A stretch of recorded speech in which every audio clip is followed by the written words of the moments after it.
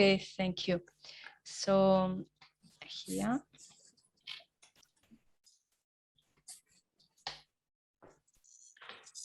Can you see my screen, my presentation? Yes. Okay. So, well, thank you for the introduction. I am Victoria Bueno Delgado from Technical University of Cartagena, and I'm going to present you the work titled Co-Design and Engineering of User Requirements for a Novel ICT Healthcare Solution in Murcia. My colleague Ramon Martinez was in charge of this presentation, but he doesn't feel well, so today I'm here to present the work.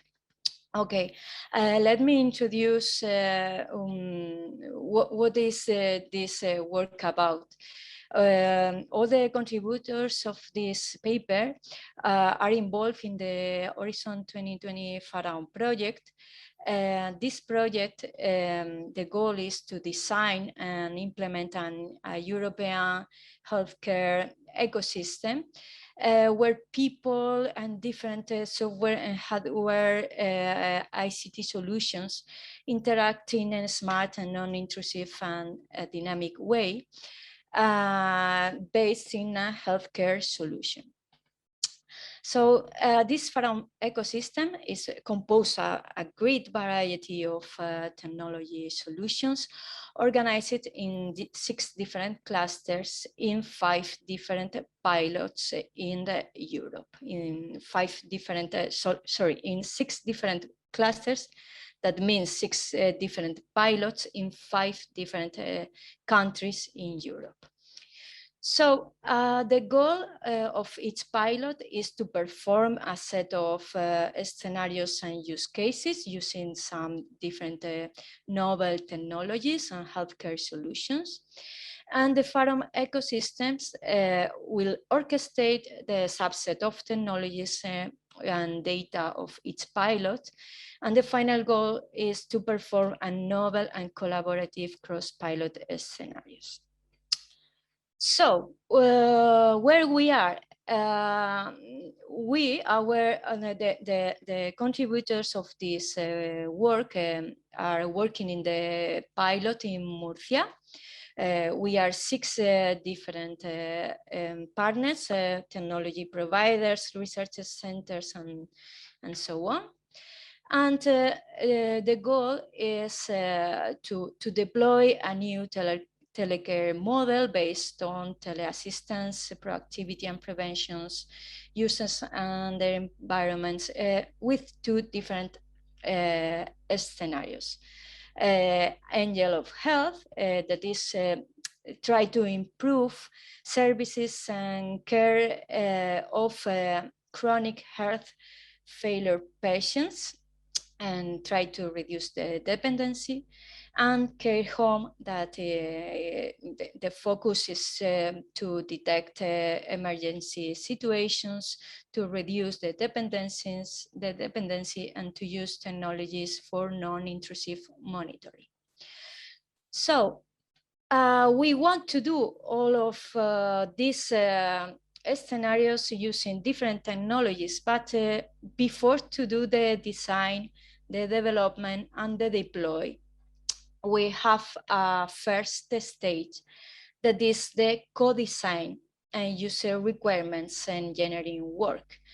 And this is what we are presenting here. It's not a technology solution, it's the first step before to design and deploy this technology solution, in this case, in the Murcia pilot. Why we presented this work? Okay, because we think that this methodology that we have used for our pilot could serve as inspiration for other similar approaches in the smart healthcare solutions, ambient assisted living solutions, and so on. So let me show you what is the meaning of co-design and user requirements engineering work. Firstly, you have to know that the Pharaon project is a human-centric design. That means that the co-design is a critical phase for success of this project. This means that the opinion of the stakeholders, of the users that will use the technology, is very important in order to identify the needs, in order to define the final goals, the user scenarios, and so on. So the co-designs will help also to these stakeholders to be involved in the project development. So it's this improve the creativity process, the service, the project management, and so on. In our case, the co-design phases will be two: to identify the goals of the service design that we want to perform, and to align these co-designing activities with the final benefits of those goals identified. So we have followed an iterative co-design. That is, okay, we identify some goal models, some users requirements, those scenarios, the users stories, and we go to the users experience design and prototyping.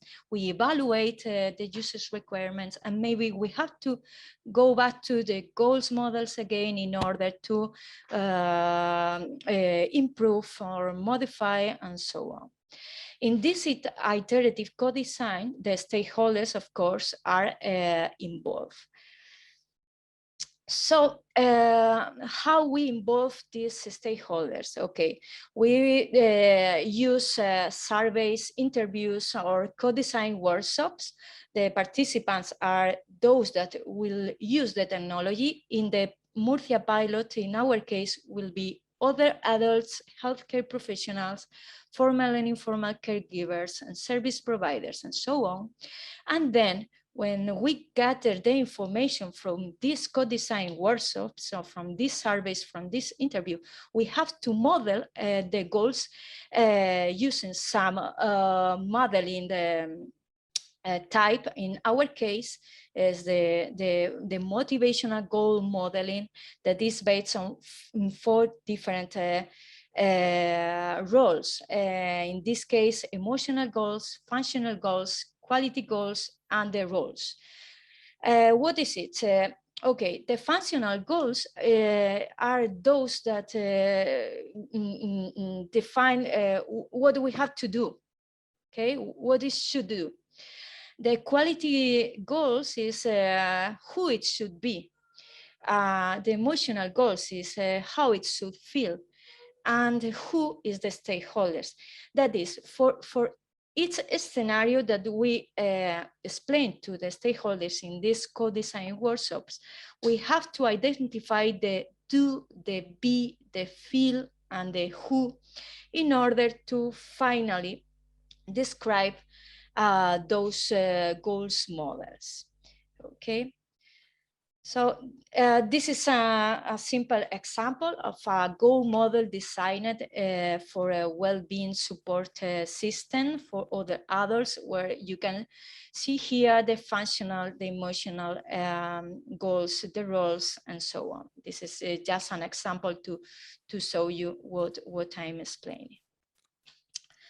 So refreshing the Murcia pilot, we set at the beginning of the project, we set 2 target scenarios, Angel of Health and Care Home, and we launched the co-design in order to ask and to know the stakeholders, their experience, their needs, their feelings, and their goals, just to redefine these scenarios and to do the co-design and the engineering work. So to do that, we do a methodology that is for the engineering, user, and pilot requirements that was based on 3 different workshops, on-site workshops. But the problem was that we have the pandemic situation in the middle of this of this when these workshops were scheduled. So we had to do a contingency methodology for getting the feedback of the users and trying to define the goals model, the scenarios, and the user requirements. I'm not going to go in depth with the contingency methodology. It's explained in the paper. Just to show you that from these co-design workshops, we identify the goals, how they want to feel, what they want to do, the operative system, what they expect from the technology, from different point of views. And this helps us to finally identify the goals of each scenario, the roles involved, the quality goals and KPI, and the emotional goals, and also which technologies from those that provide the different providers that I set in at the beginning of this presentation,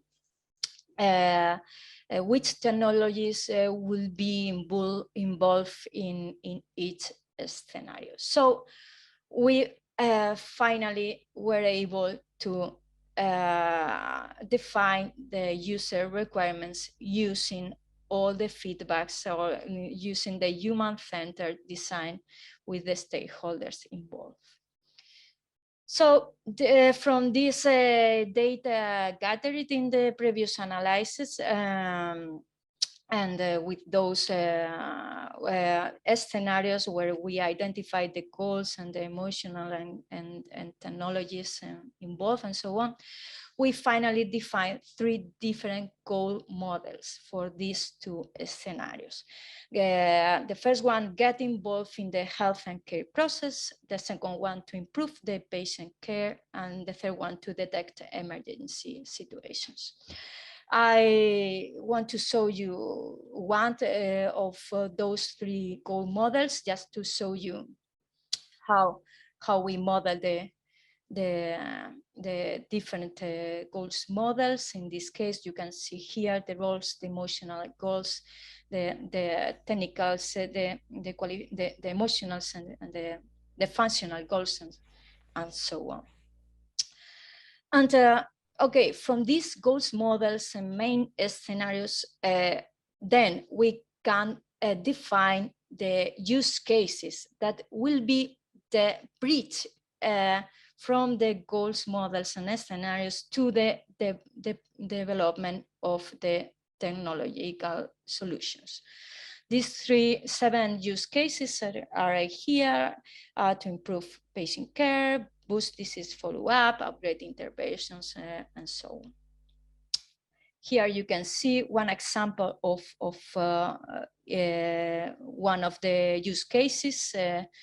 Note that we use a software design methodology for these use cases. That is the previous step before to implement and to design, to develop the technological solutions, software and hardware solution.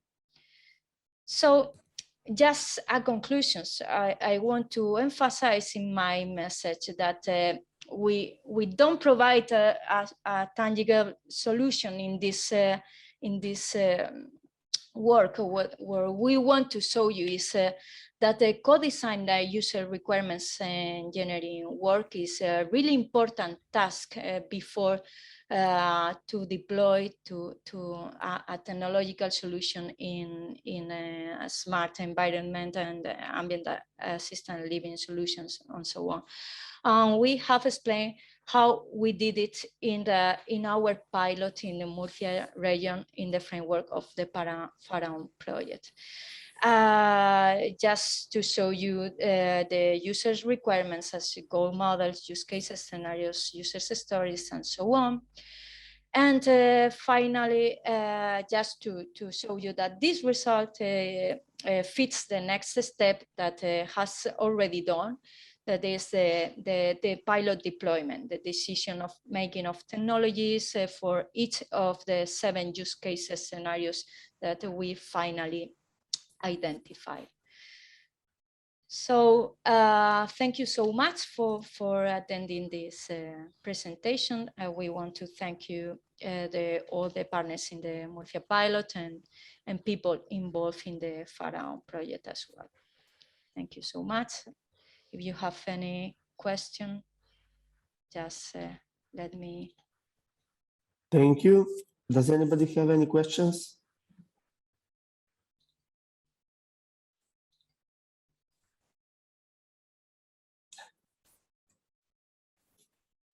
No questions? Great. Francisco, cheers. Cheers. Yes, good. I think that you should be very proud of this. Thank you. Yeah, it was a great presentation. Thank you. Thank you so much. Okay, so I will have one question. How do you measure emotional goals? Because they seem to be a bit, so to say, personal perception about your emotion. Or do you have some methods that observe a person and measure their emotions from the outside, even though they are not aware that they are happy or sad? Yes,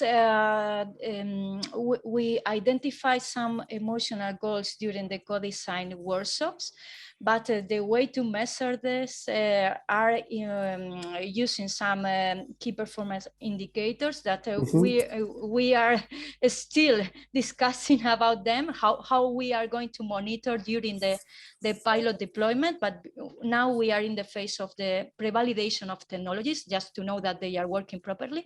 But after that, we will deploy the pilot during 1 year, and we are still discussing how to measure these motivational, emotional, goals. We are discussing about them. May I comment as one of the authors here? So there are different well-being questionnaires available, and they are standardized, and they measure also emotional satisfaction. So these will be applied. So it's a part of the answer.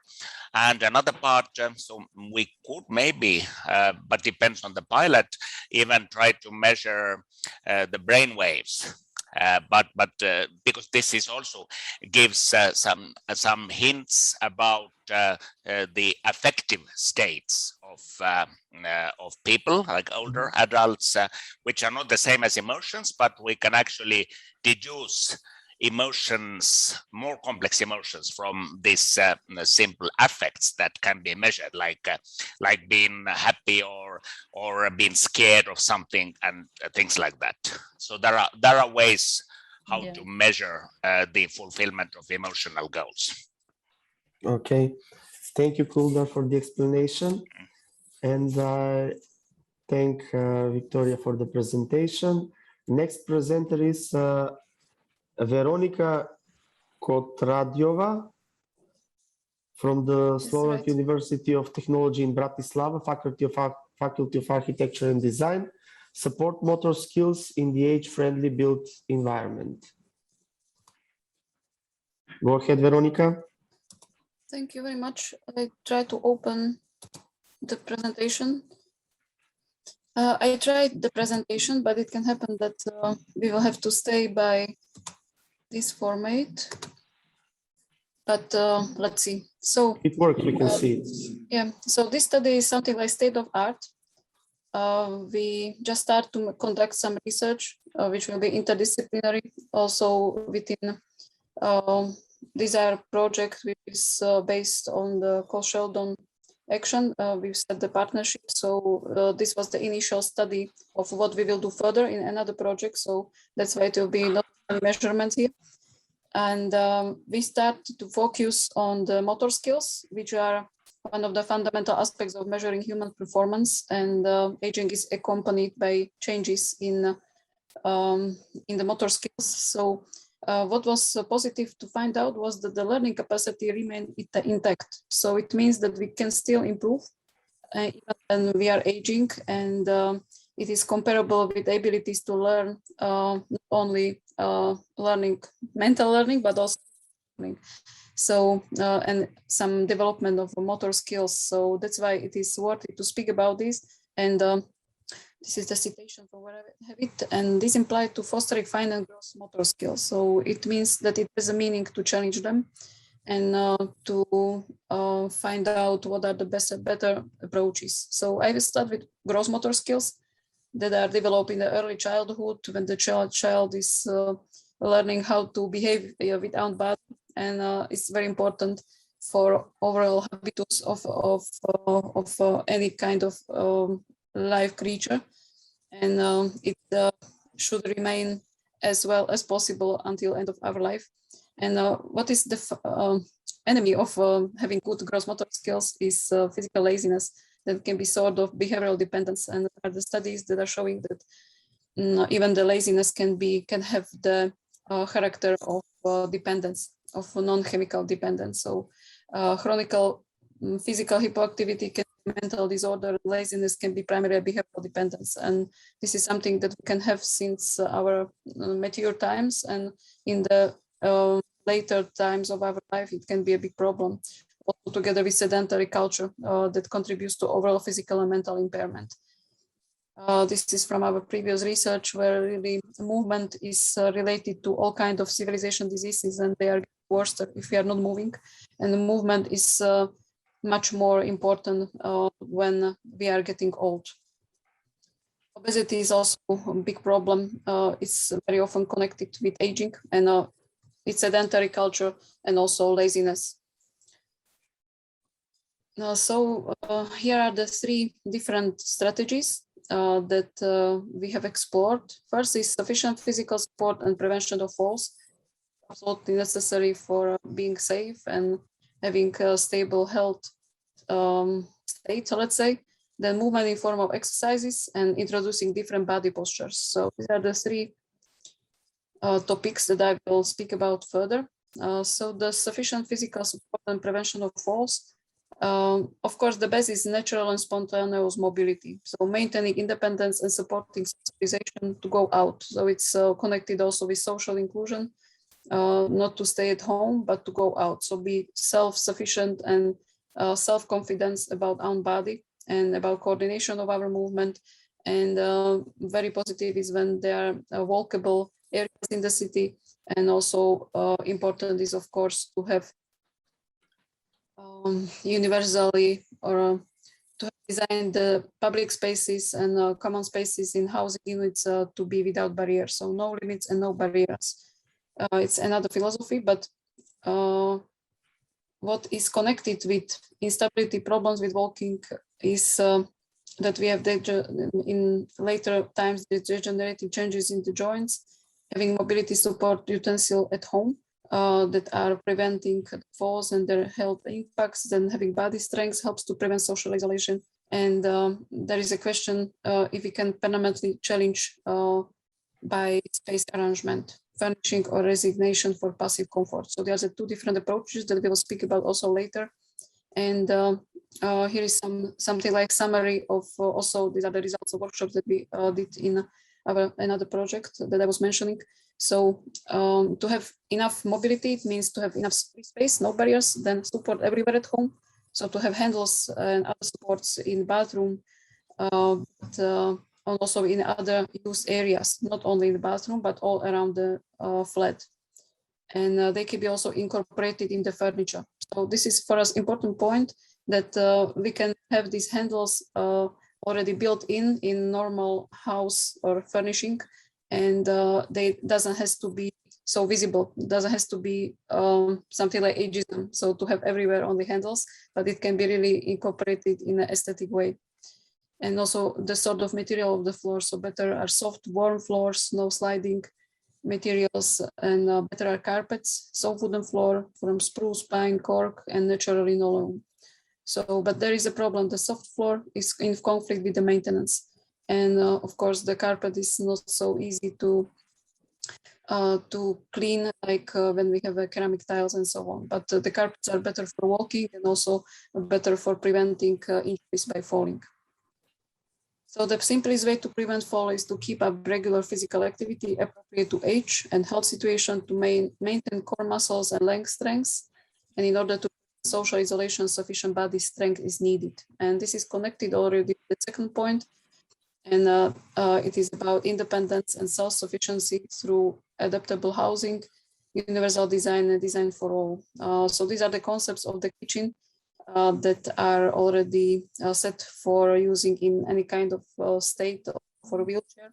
And it's a small revolution in the kitchen design, let's say. So it looks different. So it's again the stereotype.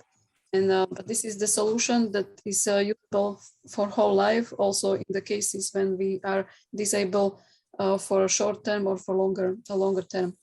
And it is having empty space under the working place, then to have the containers that is possible to fold out, lower shelves, and many others rules that we are right now exploring and putting into the curriculum.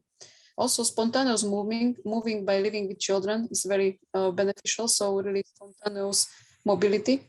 And it is something that is not necessary to plan, but in natural way, it helps to perform and to have gross motor skills in a good state. So this is connected also with multi-generation housing and with mixed programs in the housing facilities. And co-living with pets is also very important, because it's also spontaneous movement without any kind of special planning and plans, exercises, and so on. So to live with this kind of pet that is really matching to our contemporary state of the mental and the physical health. It's a natural going out, and plus there is a also socialization, but also having contact, haptization. This it's also called. It has a name. It's a kind of therapy, only with having contact with pets.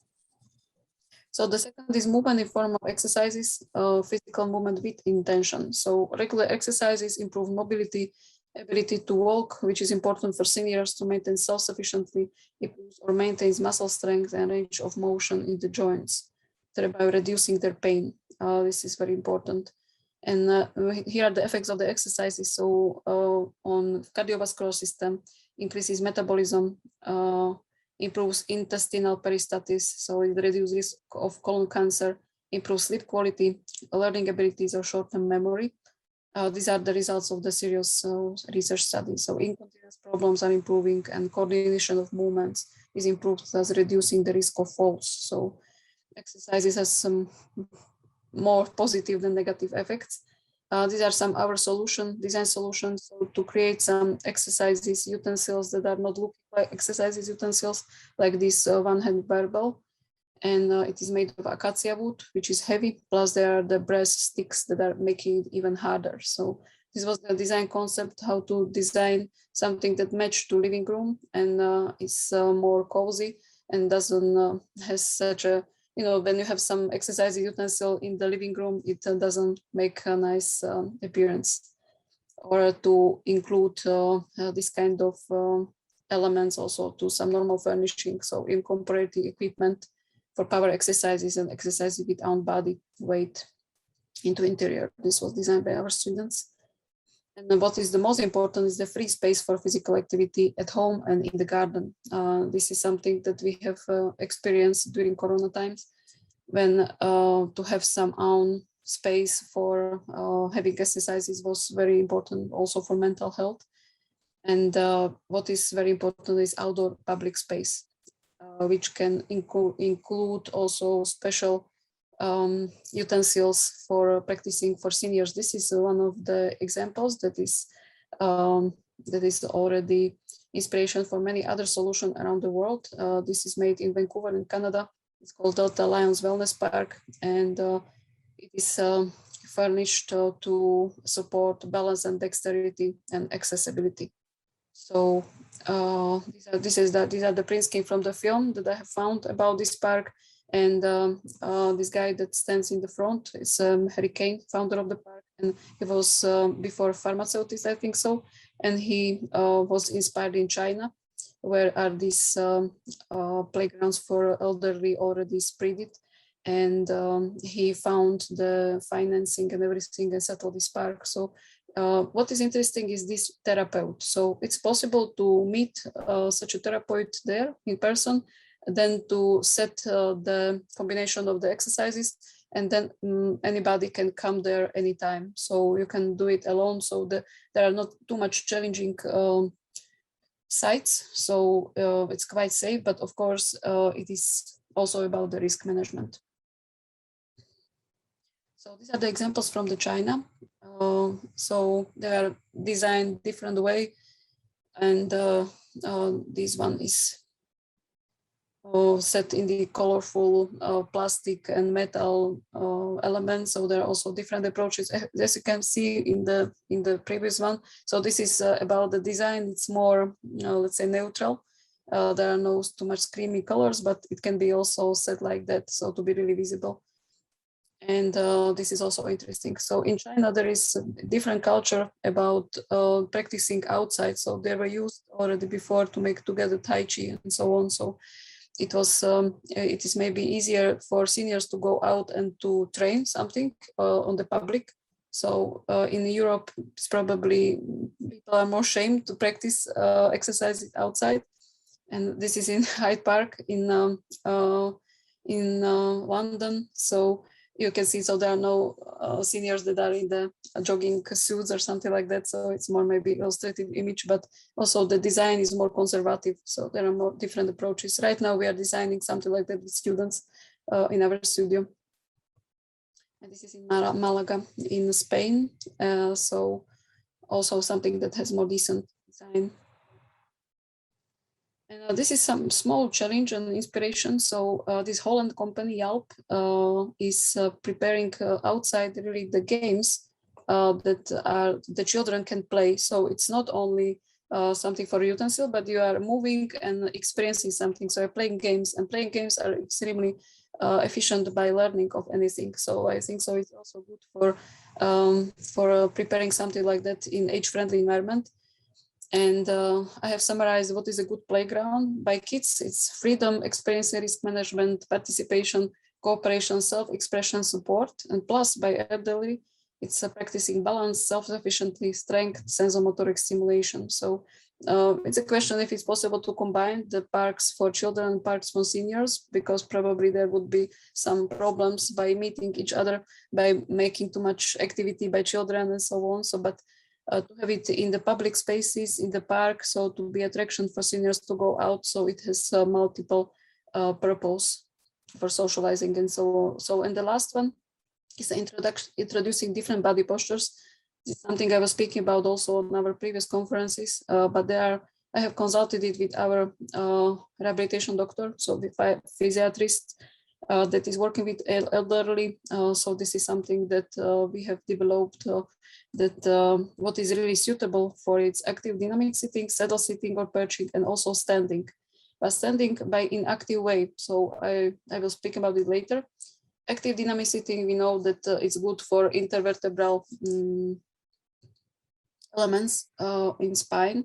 So to have it more nourished, of course, by dynamic sit by people that have already some kind of impairments, it's better when it's not on so it's not, so the activization is not extreme, and also by fit balls, it's better when they are fixed on one place. So it's not like when when somebody has really completely balanced state of the body. So there are certain restrictions, but still it's suitable active sitting.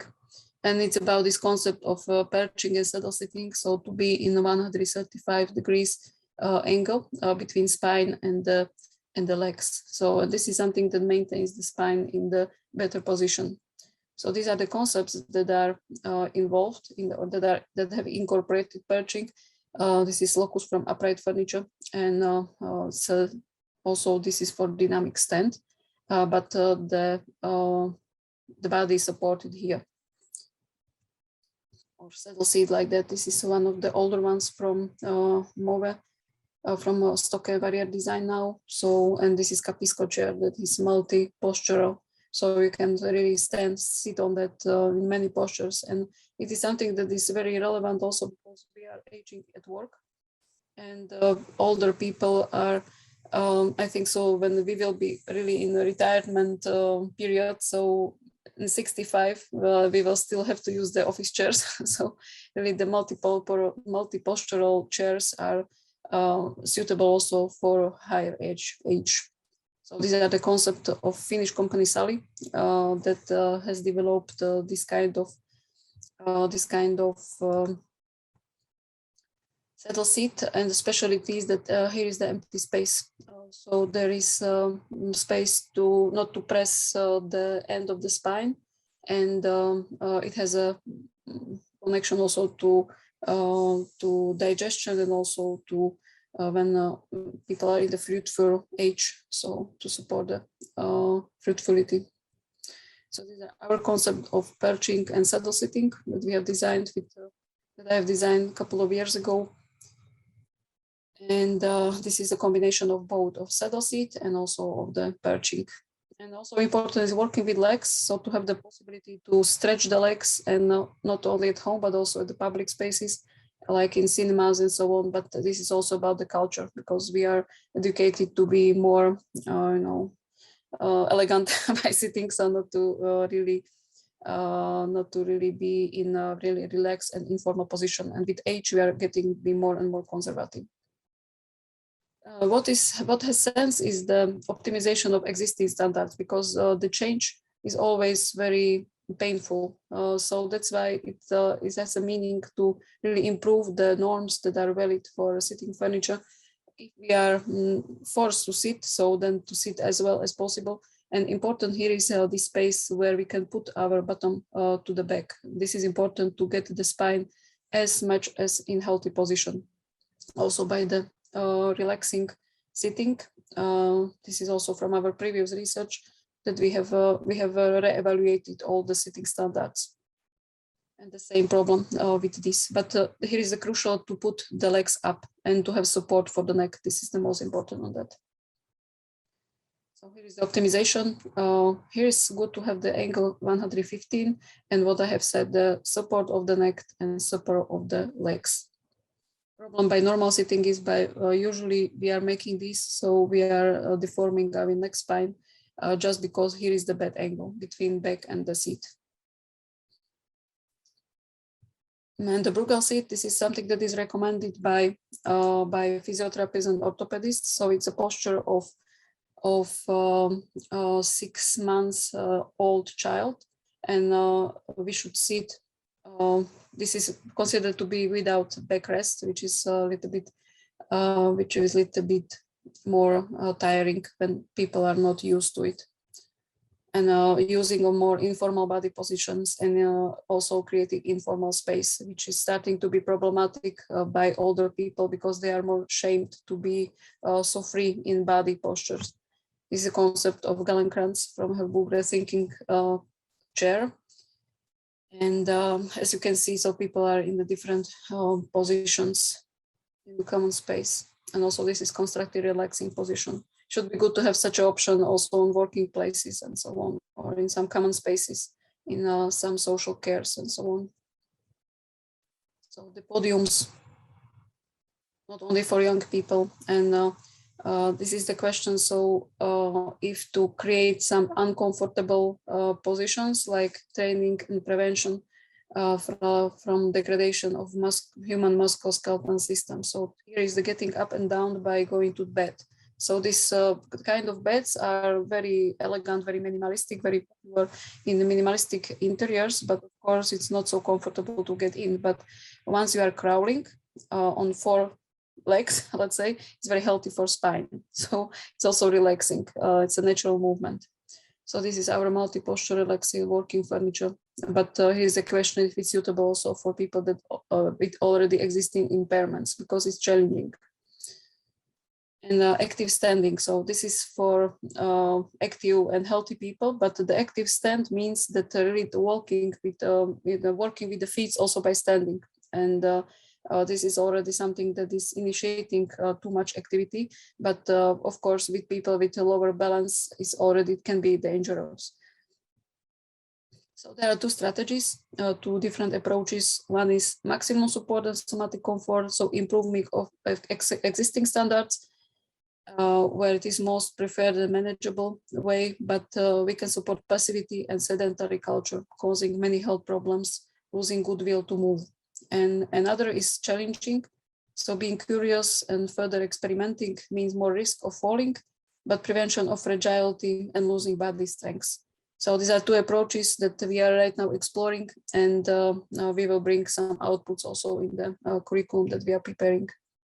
So here is the summary.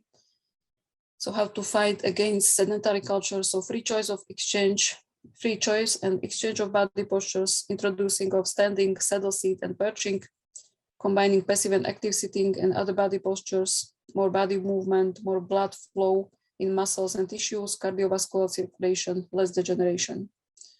Motivation and risk management is needed, and there can arise conflict with stability and safety.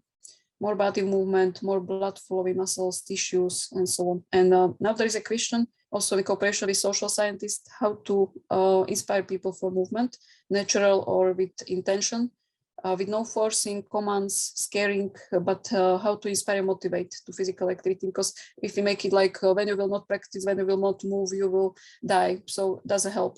So it has to be really also kind of or part of social innovations where we inspire them also to go out, for example, for these playgrounds outside to create community around that. So it's more complex issue.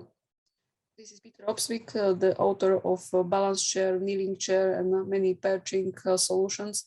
So as you can see, he's sitting on the Capisco chair. He's, I think, so 80 right now.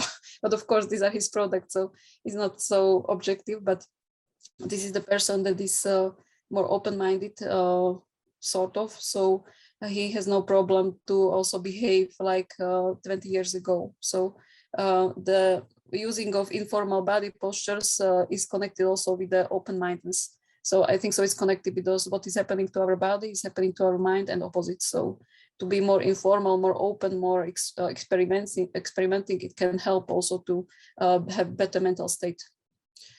And now shortly to fine motor skills can be weakened by age itself, by injury, or by various medical treatments, for example, by chemotherapy. And this condition can affect grasp in significant way. When also tremor occurs, it can lead to feeling of shame and in the end also isolation or depression.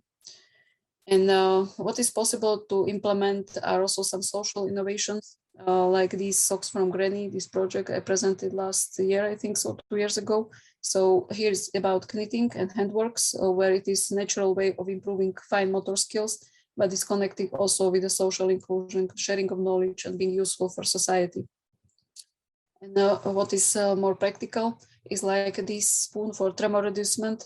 It works, it's electronic stabilizing handle, creates opposite direction to detected tremor. And many people who stopped going to public because they felt ashamed by spilling food in restaurants are now happy socialized. This product retains dignity, confidence, and independence of user. Of course, it looks different for the first sight, but I think so. It sure helps, but it's not so available. It's not so known. This is the problem, that these utensils are not so spread on the market. So it's necessary also to speak about it with medicine men, with social cares and so on, because it's not so known, and larger group is maybe not so skilled to find out and to buy it. This is also from Yelp. Veronika, sorry to interrupt. I'm ending, yeah. Yeah, okay. It's, I think so, last slide, or one of the last ones. So here is the support of fine motor skills outside on the playground, also from this Holland company, Yelp. And these are some exercises that we did with the students, like for simulation and empathizing for the tremor. So there were used the sensors, so simulation suits are helping also a lot by designing this kind of stuff. And this is the Desire project that I have mentioned in the beginning. So it's Erasmus+, where we designed the curricula about all this. And thank you for your attention. Thank you very much, Veronika. Does anybody have any questions? Maybe just one short question. So did you study, or are you aware of the studies of the psychological factors, like an older adult being scared of going out because of perceived danger of falling, which may not be real?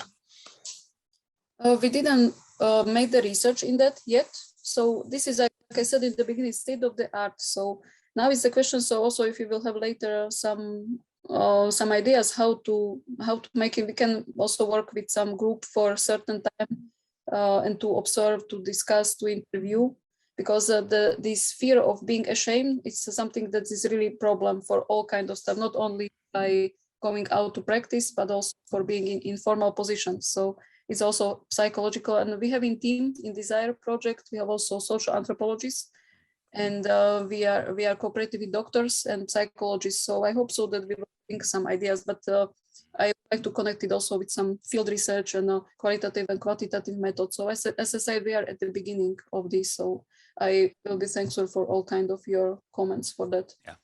Thank you.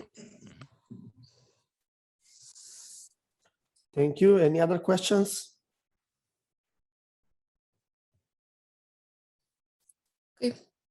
Okay, thank you, Veronika. Our next presenter is Maria Victoria Gomez from Karlsruhe Institute of Technology. Augmented reality, virtual reality, and mixed reality as driver tools for promoting cognitive activity and avoid isolation in aging population. Go ahead, Vicky.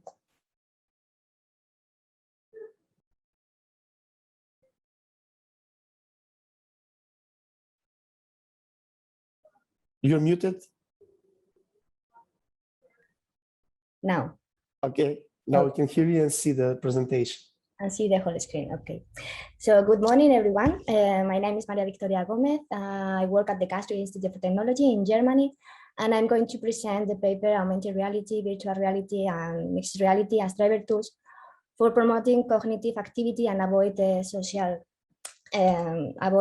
in aging population.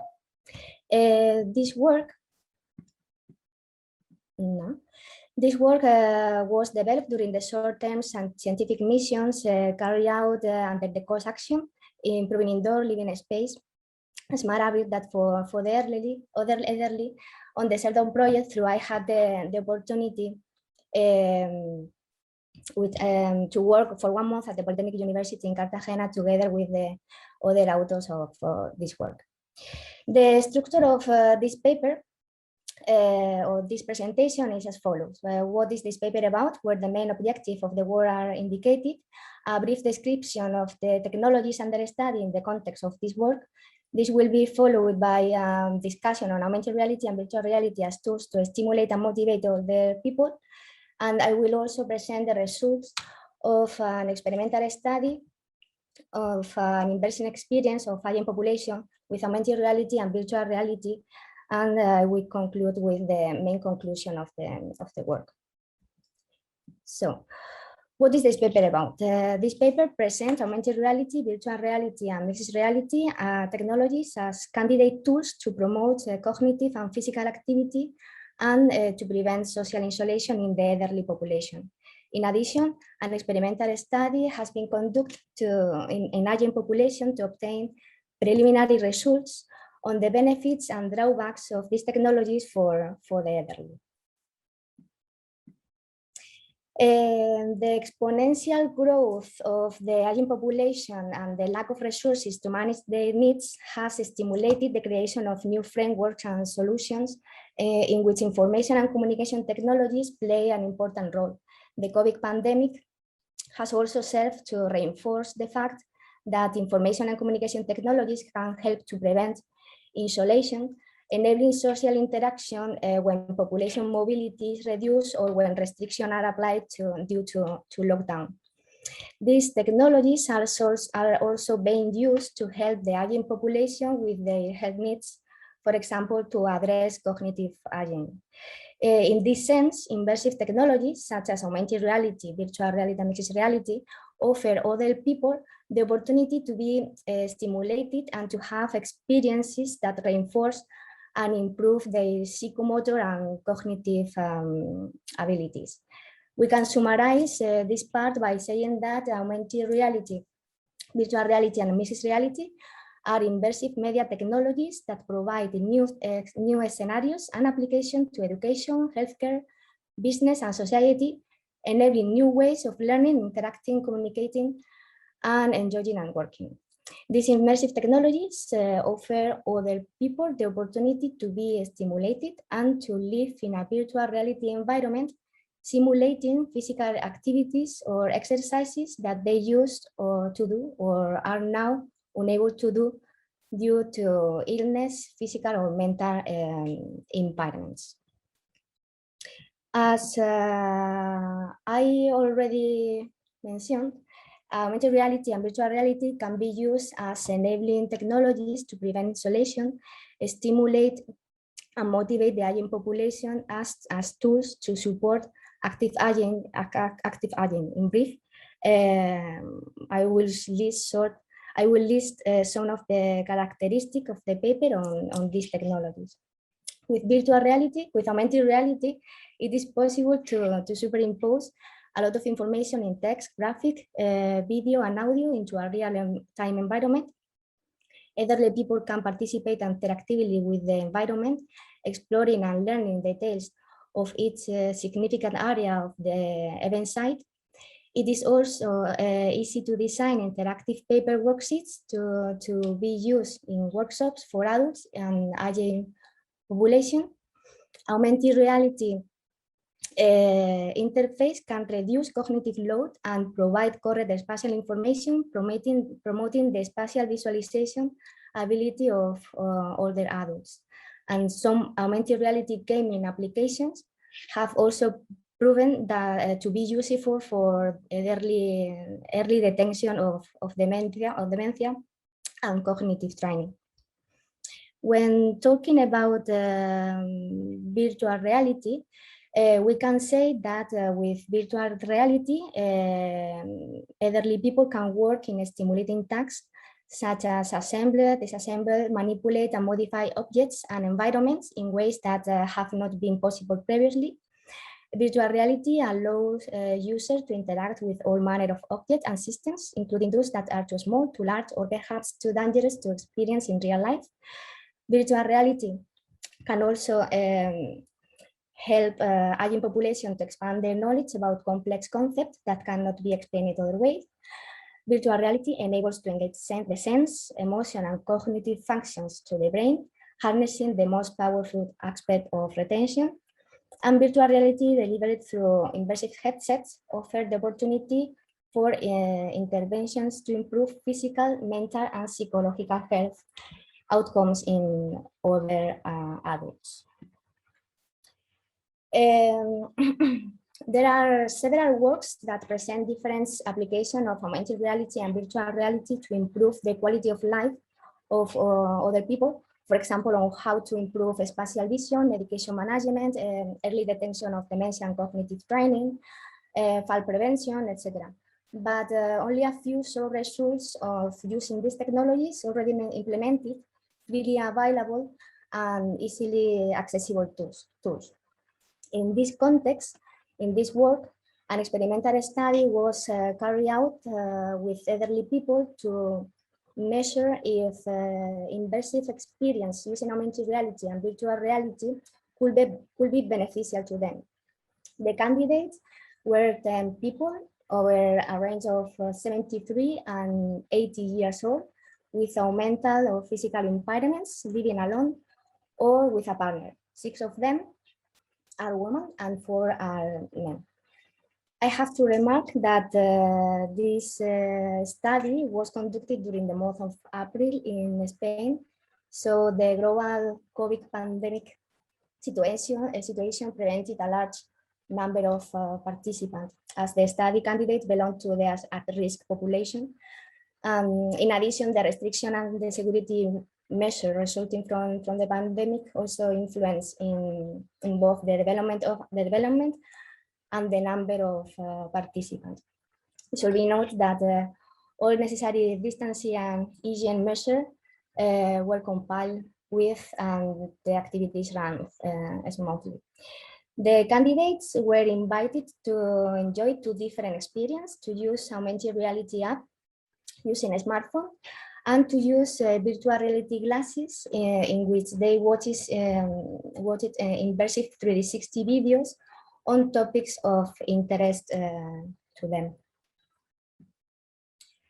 For the augmented reality experience, the Outlopa application was used, where the participant had the opportunity to superimpose some virtual elements on the real environments, such as furniture, 3D animated animals, and art pieces, as you can see in the pictures. This application was chosen because it's easy of use, the variety of options it has, and because it is free, which was essential for this work. The virtual reality experience consisted of watching or visiting one of the following list of possibilities: Machu Picchu, the Maldives, Manhattan, seeing a pride of lions, and wild dolphins. 6 of them decided to enjoy an experience of virtual travel, and 4 of them to watch animals. For the virtual reality experience, the Red Storm glasses with built-in earphone for a more immersive experience were used. The videos for this experience are free accessible through the YouTube platform. After enjoying both experiences, the user filled a questionnaire to gather key information that could help us to preliminarily evaluate the suitability in the use of immersive technologies in the elderly population. The questionnaire was designed to capture also 2 key performance indicators: positive or negative feelings with the experience, and the weaknesses in the use of the device, technologies, and environment. After using the Outlopa app, they were asked about overall rating of augmented reality experience. The results were very positive. 60% gave 9 points over 10, and the remaining 40% gave 10 points over 10. The users were also asked about their emotions during the experience, and the answers, as you can see in figure 2, reflected that they felt closer to the young population, being enthusiastic and excited to be able to use these technologies. The third question about augmented reality was, what did you think about what you were able to see through the mobile phone at home? Most of them declared that it was fun and moving. They also stated that to see the information superimposed on their environment was impressive and exciting. They were entertained and so were interested in continuing to play with the application and its different functions. The summary of the answers gathered is shown in figure 3. On the other hand, the overall evaluation of virtual reality experience was also very positive, with 50%, the other 50% giving it 9 out of 10. In order to synthesize the emotion experienced with a virtual reality, we provide them with a list of 6 statements, the ones of figure 5. Most of them stated that they felt disconnected from their everyday life, felt that for a short period of time they were away from home, and had interest in the places they were visiting virtually. The experience was fun for both, for learning and getting to know something new, and for feeling integrated by being able to use these technologies. They were also asked for the positive things of using augmented and virtual reality. All of them answered that they had an enriching and immersive experience, the feeling of doing something different for the first time, and feel it integrated, both for the experience and for the use of the device and the technologies. The list of the answers are shown in figure 6. Also, some problems were also detected during the experiment. 8 of the 10 participants found some problems with the use of the glasses due to the weight of the glasses and the lack of sharpness of in the image. But with more modern and higher quality device, the sensation can be reduced considerably. The figure 7 summarizes the list of drawbacks. Figure 8 shows participant ratings of their experiences with virtual reality and augmented reality according to gender. And as we can see in figure 9, there is hardly any difference, despite the fact that women rated a bit higher. Both sex rated experience above 9.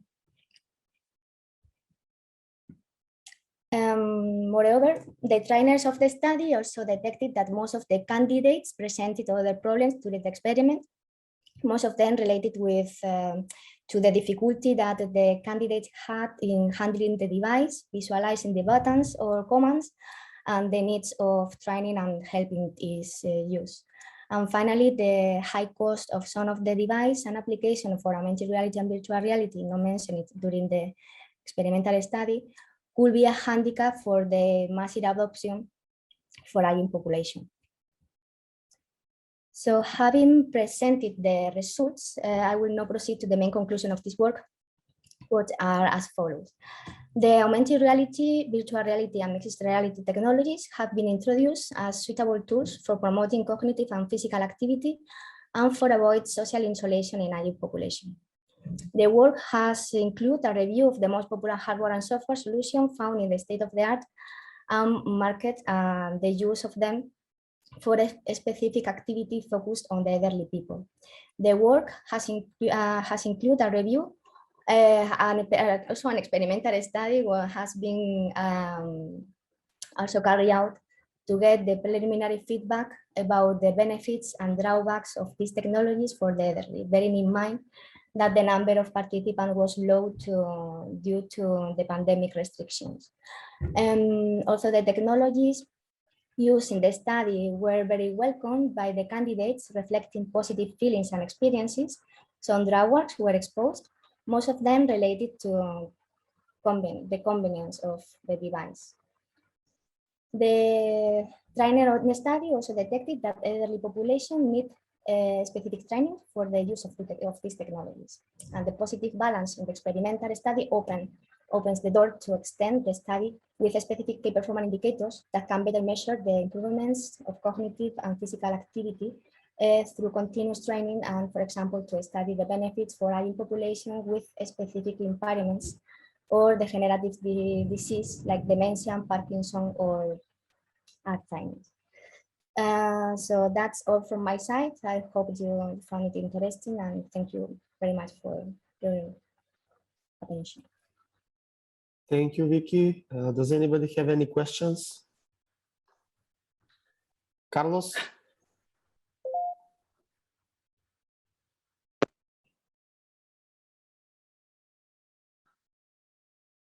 No one? Carlos, you have a raised hand. Valderrama?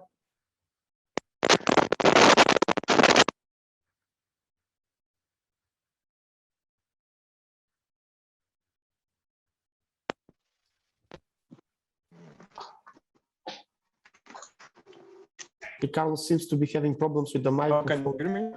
Now we can. Go ahead. Okay, sorry. I don't know what happened with the microphone. Well, in fact, the beginning of the experiment was okay. Helpfully, you noticed some problems, which is something really, really important regarding, in particular, seniors. It's a pity that you don't follow a full questionnaire about multiple other questions regarding feelings, not just feelings, but also looking at usability. I hope you will continue this work because it's really important. You have seen that the technology is sometimes a problem for them because sometimes they feel bad touching buttons or wearing glasses. And then, well, I hope you will continue doing that deeply with a big, long set of questions to really orient the technology to particular cases. You already mentioned Alzheimer and other things, but people with disabilities. In particular, I'm also really, really interested in virtual reality for the future, looking at human interaction. Then if you're interested, just call me. Human interaction means having other devices like EEG sensors instead of using the hand or just the eyes position. I don't know if you are going in that direction regarding virtual reality or just watching and helping them to live in immersive environments. Then my question is, in the future, are you willing to look at human interaction, not just visual interaction, but also acting with the visual interaction? That's my question. Could be. It will depend of the budget, of course. This study was done only in 3 weeks. That was the 3-4 weeks. That was the time we had to develop everything, and we use free applications and free resources. So to do what you suggest, for sure we would like to do it, but we will need more time and more budget. But I would like to. Yeah, for sure. No, my question was mainly, if you're interested in that or not. If you're interested to use other peripherals, as I said, like EEG, because I need to collaborate with people interested in virtual reality. I did in the past for augmented reality for the gerontology department, where seniors were living at home. They needed to be moved to a home. Sorry, I don't know if it's me. I don't know if it's me, but I don't hear you properly. Oh, sorry. No, my microphone is really bad. No, what I was saying, in the past, we were also playing with augmented reality just to invite seniors that they should move to a home to visit their room before taking place. Okay. That experience was a big questionnaire about what they like, what they dislike, the kind of furniture they like to have, or the colors they prefer. That was a gerontology experience on 3D view, but also augmented reality, because they could arrange their room according to their desire. That was a nice experience. But again, the gerontology people, they create zillions of questions, and based on that questions, you can already have a lot of answers, and some answers really amazing. Other answers are disturbing. But that's great. Feelings to see the Mars. Thanks for tuning.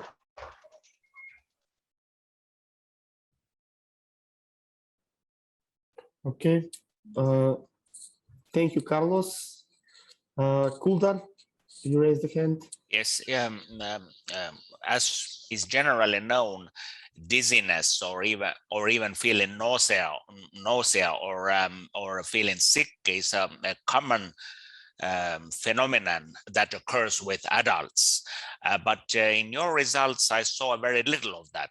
So and why is this the case? Because it's children don't have this kind of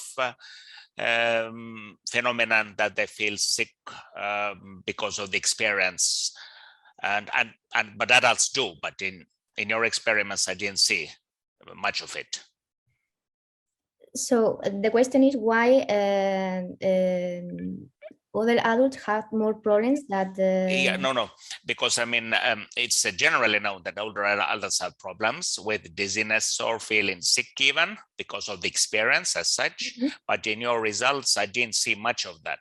So how would you explain it? Yes, already. Actually, there is a question, a specific question for that, where they declare that they had problems with the device. For example, using the glasses, some of the sentence they wrote is, the glasses bothered my nose a bit. The image was not very sharp and the glasses were a little annoying. I got a little dizzy. I had to take off my glasses be more comfortable with the device. So there are a lot of 10 sentence regarding that. Yes, I understand what you said, and it should have more feedback, but as I told you, it was very difficult for us to find the people, and second, to do it in that short period of time. So we have to try. We tried to synthesize, to reduce everything, because we couldn't stay with them too much time. Yeah. So we had to do it very quick. So for me, after finish the study, I would like also to do it in a different way and to write more questions and everything. But because of the resources we had and the time we had, was impossible. Yeah, so okay. Because also to answer the question, I had to be there. I had to ask them, and they didn't write the question. Yeah. So I had to write them. I had to write them for them.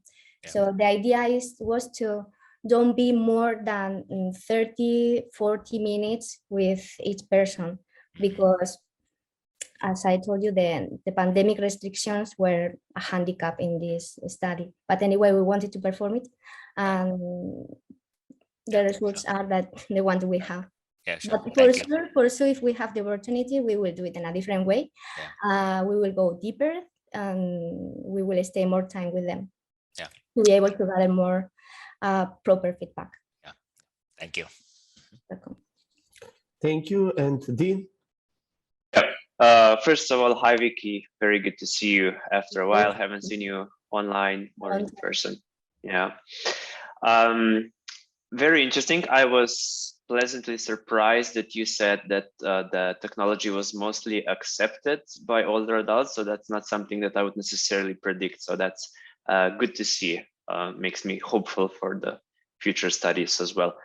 My question is, I was also thinking about doing similar research, and I would like to steal some ideas from you since you're here. What are your plans, or do you have any plans for the future extensions of this study? To be honest, right now, no, but I'm open to it. So if, for example, next year we have the opportunity to go in this direction, we can do it, and we can collaborate if you want to. But right now, I don't have anything planned right now. Mm-hmm. So that could be amazing to extend the study. Okay, great. We can be in touch. Awesome. Thank you. Okay, thank you, Vicky. And our next presenter is Angelica, Poli, Universidad Politécnica delle Marche. I hope I pronounced this right. Balancing activity recognition and privacy preservation with a multi-objective evolutionary algorithm. Yes. Hi everyone. Hi. Can you hear me? Yes. Okay. And can you see my screen? Yes, but no presentation. Okay. Okay, now should be okay. Okay. Not yet. It's okay. No, I don't see a presentation. Ah. Just a screen. Oh, why? Okay, I'll try again. And now, is it okay? Do you have two screens by any chance? Because no, we're probably seeing the second one. No, I have just one. But this is still previous screen is being shared, maybe, because I think previous presenter is sharing it now. Maybe I think Maria should stop it first, the sharing. Okay. So Maria, could you please? Okay. Yeah, and now we can share. Yes. Okay, I'll try again. Thanks, Kuldar. Okay, now we see the presentation. Go ahead, Angelica. Okay. Okay, perfect. So, hi everyone. My name is Angelica Poli. I am a PhD student at the Marche Politécnica University in Ancona, Italy. And today I'm going to present a work focused on balancing activity recognition and privacy preservation with a multi-objective evolutionary algorithm. This work has been conducted in collaboration with the University of Alicante within the project named PAL, that stands for Privacy Aware and Acceptable Life Logging Services for Older and Frail People. This is the agenda of my presentation, so I'm briefly going to introduce the life logging and the meaning of this word. Then I'm going to present materials and methods used to reach our goal, and experimental tests and the related results, specifically for activity recognition and privacy preservation. Then conclusion and future works will be described. Life logging context can be seen as a way in which digitalizing every aspect of the user life. Life logging may happen thanks to the use of huge and several sensors and sensor modalities. However, the usage of sensors may expose the subject to risk associated with privacy violations. And although there's an high awareness related to the use of ambient sensors such as cameras or microphones, accelerometers, gyroscopes, and barometers that are nowadays embedded in many wearable devices are usually considered less dangerous in terms of privacy implications. Indeed, the user consensus is mostly required when using cameras or microphones and not when using accelerometers. But nevertheless, the acceleration data collected from wearable devices, according to the literature, can be able to leakage of personal details, such as an example could be the analysis of gait, from which we can easily understand the age and gender of the person that is walking. Within the life logging context, the human activity recognition is one of the most relevant topics that targets to automatically detect and predict the human behavior through motion data collection. The human activity recognition follows the activity recognition chain that is briefly described in this picture, that leads from raw data collected through the pre-processing and labeling, the windowing and segmentation until the features extraction that are then fed to the algorithms for the classification. Thanks to the miniaturization of inertial measurement units that are embedded in many wearables, such as the smartphones or smartwatches, an adequate, comfortable, and affordable solution to measure the human body motion exists. However, the feature extraction step of the activity recognition chain is a crucial step because features may capture not only the needed information to classify the activity, but also personal details about the subject that is performing the activity. So basically, we have two contrasting targets.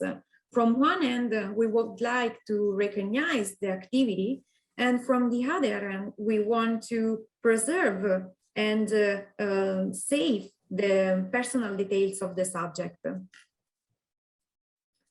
As I mentioned before, personal information could be disclosed without the explicit consensus of the user. For example, by easily processing the gait and motion-related data collected just from a wearable accelerometer. This means to expose the user to potential privacy leakage about his or her identity. And if we think about the gait, it is possible to infer gait characteristics depending on a user muscle growth, bone structure, height, or weight from just an accelerometer. For this reason, motion data are often classified as a quasi-identifier because they allow to identify and track an user. However, in our previous work, we found that the risk of exposure of personal information is not related from the acceleration, is not only related to the gait, but also associated to different types of activities. And therefore, the aim of this study is to design a proper method to properly select features from acceleration data acquired with a wearable device while performing different activities of daily living used by supervised classification algorithms, so that we can obtain a human activity recognition accuracy, so the utility of the data that is not affected, and on the other hand, the personal attributes such as the gender are concealed because they are not necessary for the processed data. For this reason, we implemented a multi-objective evolutionary algorithm to find appropriate weights for each feature. Regarding the materials used in this study, basically we collected a data set that is now available on the Zenodo platform. So you can download it and freely use. It is named the PAL ADL accelerometer dataset, and it contains acceleration data with a sampling frequency of 32 Hz.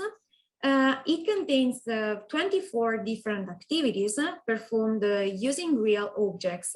So real objects means that the activities were collected in a real environment with real tools, with any instructions or about how and for how long to perform the activity. The only instruction was to repeat 3 or 5 times the activity by 33 healthy subjects that had a gender balance and a quite large range of age.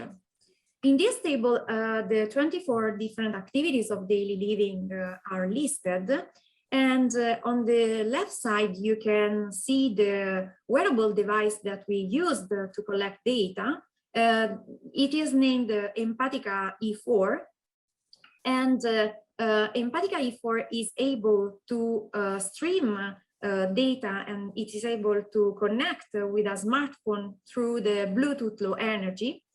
And on the smartphone, during the acquisition, an app is running to collect data. And once the measurement terminates, data are sent to a cloud, Empatica cloud, where they are safely stored and they can be downloaded whenever the user wants. Regarding the methods that we used, we followed the activity recognition chain. So first of all, we pre-processed the acceleration data with a couple of filters. So namely the 4th order low pass butterworth filter to remove high frequency noise, and the 3rd order medium filter to remove abnormal spikes. Then we extracted 62 features in time and frequency domain from both the single acceleration components, X, Y, and Z, and from the signal magnitude vector. Since the best solution to extract the features is the windowing, we segmented our data with fixed size sliding windows of 5 seconds with an overlap between adjacent windows of 20%. In this table, you can appreciate the features, the overall set of features that we computed in time and frequency domain. In particular, in the frequency domain, we extracted the features from the fast Fourier transform of the acceleration data. So the experimental test the first experimental test included the random forest supervised learning approach with a tenfold cross-validation. And in this graph, you can see how, contrary to what often can be thought, with the increasing of the number of trees, the accuracy percentage not necessarily increase as well. Indeed, after a number of trees is equal to 90, the accuracy percentage just slightly changes or slightly improves. Therefore, we selected the best solution at 90 estimators, where the global accuracy percentage was for both the models, so for the human activity recognition and for the gender classification, higher than 89%. Besides the accuracy, we evaluated also the confusion matrices for the two models. And on the left side, we can appreciate the relationship between the predicted and the actual classes for the human activity recognition. And as we can see, some activities are more times misclassified with respect to the others. For example, open a box or take off a shoe, stand up. And on the right side, instead, we can see the confusion matrix related to the gender recognition, in which we can notice how the random forest algorithm worked and performed quite well. So this means that the random forest algorithm was able to recognize and classify the activity that the subject was performing, but the gender as well. So the used features allow for acceptable human activity recognition accuracy, but the gender classification reaches an high accuracy as well. So our research question was, can the input features be transformed so that the human activity recognition remains good, but the gender recognition accuracy decreases? To reach these two opposite aims, a multi-objective evolutionary algorithm was implemented to find an appropriate weight for each feature. So we would try to maximize the human activity recognition accuracy while minimizing the recognition of personal characteristics, that in this case was the gender. So the multi-objective evolutionary algorithm applies an evolutionary feature weighting, considering each individual as a real vector, where each gene represents the weight given to each feature. To do this, we implemented the wrapper approach. That means to consider the learning algorithm as a part of the evaluation function. The multi-objective optimization is based on the assumption that we would like to optimize more than two objective functions. However, optimizing one objective function means affect all the others. So we cannot have simultaneously improved objective functions, and therefore each solution can be represented as a trade-off between the objectives. And usually in the Pareto front, this can be easily visualized. As a wrapper algorithm, we selected the non-dominated sorting genetic algorithm 2 that uses an elitist principle, an explicit diversity preserving mechanism, and emphasizes the non-dominated solutions. So definitely based on this assumption, an individual in the population, so a potential solution, can be represented as a real vector whose elements who j, where j goes from 1 to 62, that is the number of features, represent the weight of a particular feature during the classification. So in this case, we have two fitness functions to be optimized. The F1 that is equal to the human activity recognition that needs to be maximized, and the F2 that is equal to the absolute value of gender recognition minus 0.5 that needs to be minimized and take as much as possible close to a random value. In the case of NCGA2, we implemented the solution offered by PIMO. So the size of the population was 50, the new individuals created per generation was 10, and the number of generations without any changes in the best individual to stop the algorithm was equal to 100. These are the new experimental solutions. So in this graph, we can appreciate the Pareto front, where the gender accuracy is on the x-axis and the activity recognition accuracy on the y-axis. And the black stars are representing the set of solutions that we can obtain. And some of them optimizing one over the other objective and vice versa. The red point is representing the previous results where both the model performed very well, and the green point instead is the solution that we selected, because it is the solution closer to a perfect human activity recognition accuracy, that means a value close to 1, and a random gender recognition that is close to 0.5, so close to a random value. In this case, the human activity recognition accuracy was around 84%, and the gender recognition accuracy was around 64%. So comparing the two results, we can say that the human activity recognition accuracy decreased just for 5%, while the gender accuracy was reduced over 25%.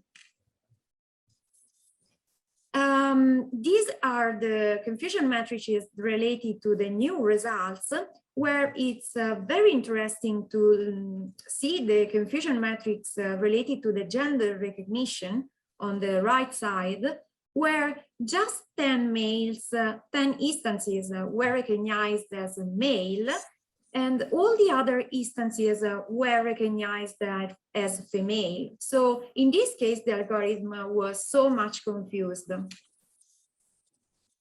In conclusion, we can say that a dataset of 24 different activities of daily living was collected in realistic conditions by 30 healthy subjects, while they wearing the empathic AI4 wrist-worn device.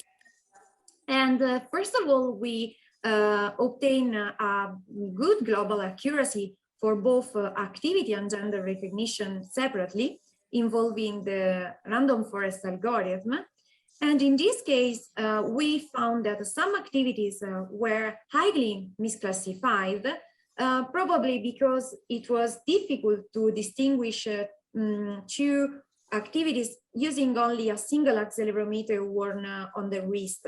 For example, we can think about the stand-up and sit-down activities that are two opposite activities that are not so much related to the wrist motion.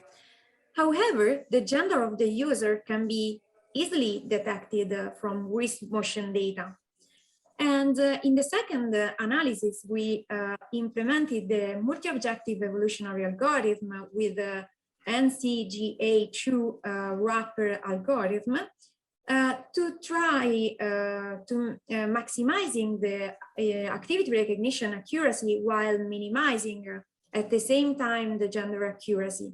And we found that it was possible thanks to the multi-objective evolutionary algorithm that allowed to conceal the gender of the user while maintaining a good performance for the activity recognition. As I mentioned before, the multi-objective evolutionary algorithm output is not a single solution, but a set of solutions.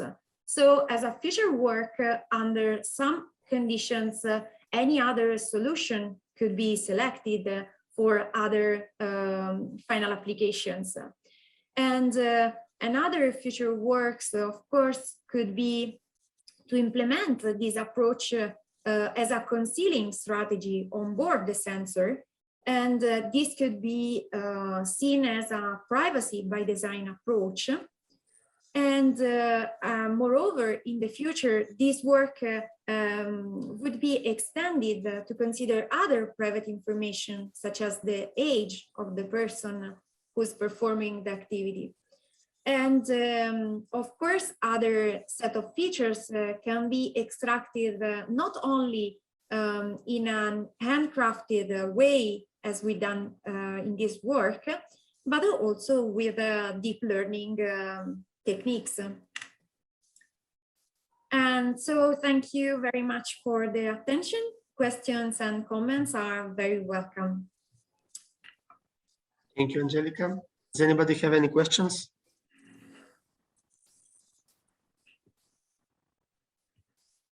Actually, I have put in the chat the question about the opportunity to improve the accuracy of the age recognition. Is it possible? What do you think?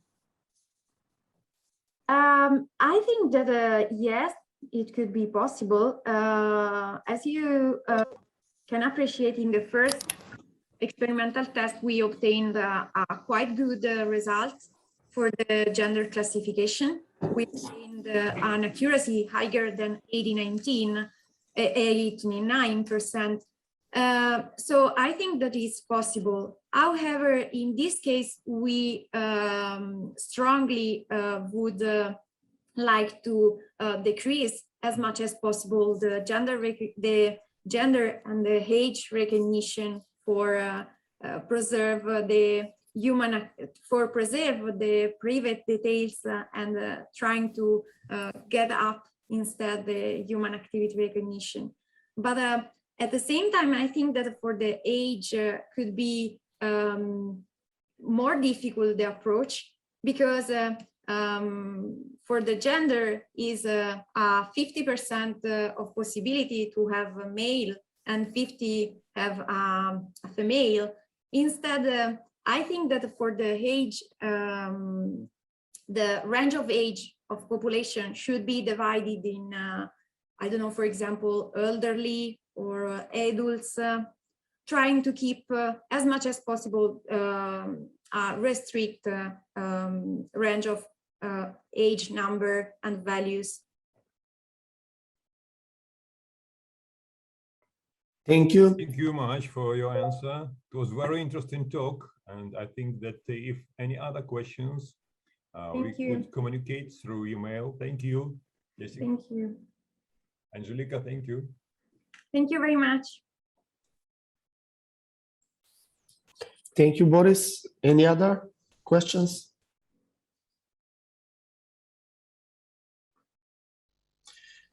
Then I will have, Carlos, go ahead. You hear me right now? Yes.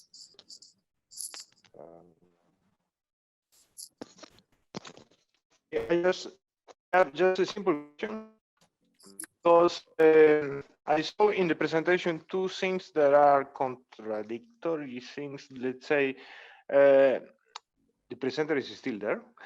Yes, yes, I'm here. The screen disappeared. Okay, okay. No, you mentioned a lot about regulation, and it's true. The regulation means that there's some gender, for instance, is one of the things that must be hidden somehow. Age is another parameter, then I wonder if your study was to prove that easily we can already detect, or let's say is a wrong word, but let's say discriminate or distinguish between gender and age, for instance.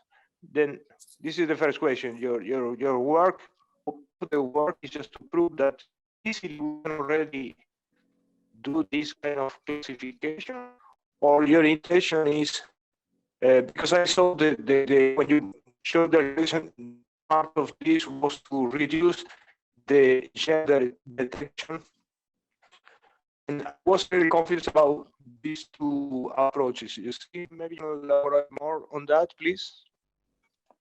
Yes, of course. Thank you for your question.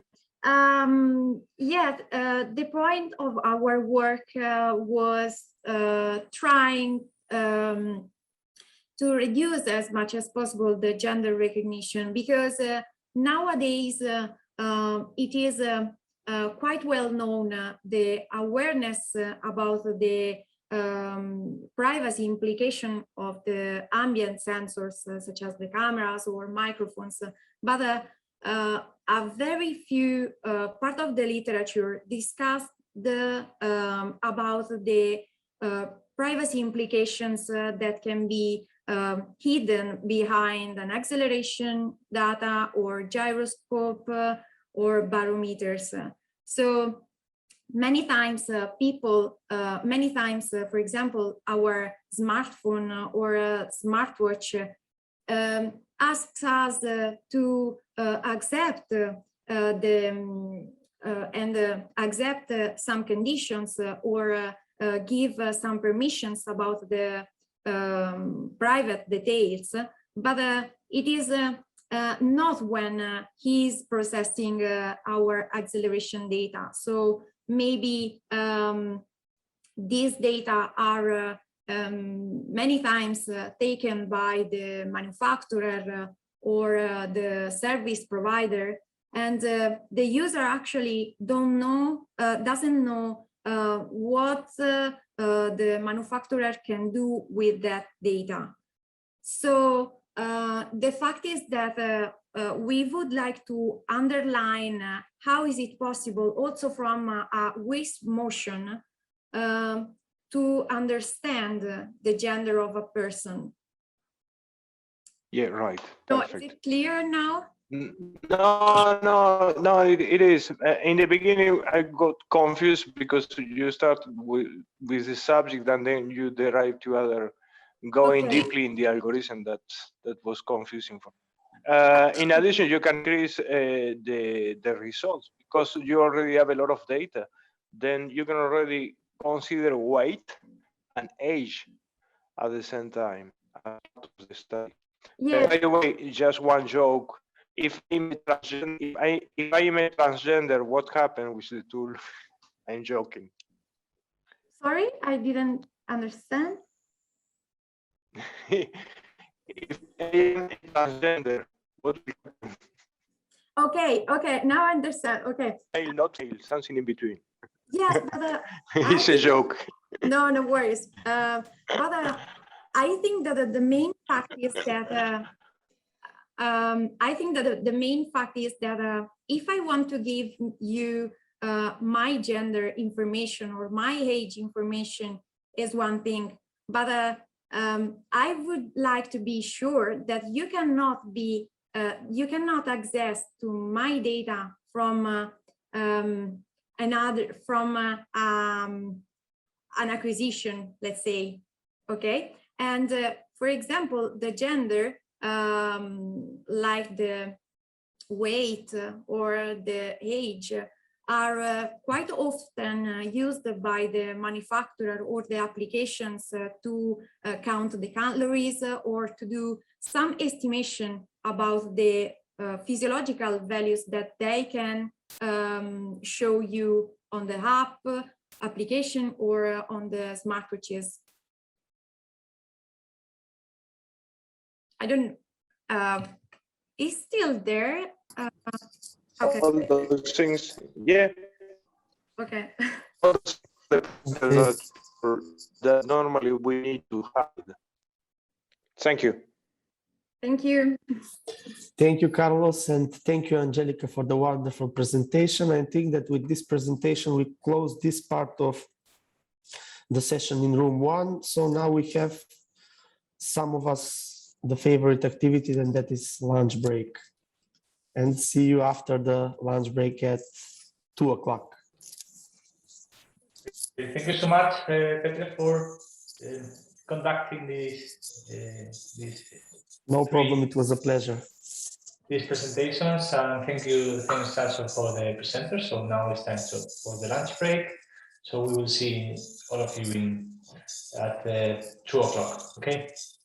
The next presentation will be let me see, Ana Filipa. So please be ready. Okay, thank you. See you then. See you. Bye bye. Resume the record. I'm going to resume the recording. So I think you are able to share your screen. Okay, I will share my screen. Yep. Okay, so you can start in 2 minutes. Can you see my screen? Yes. Great. Perfect.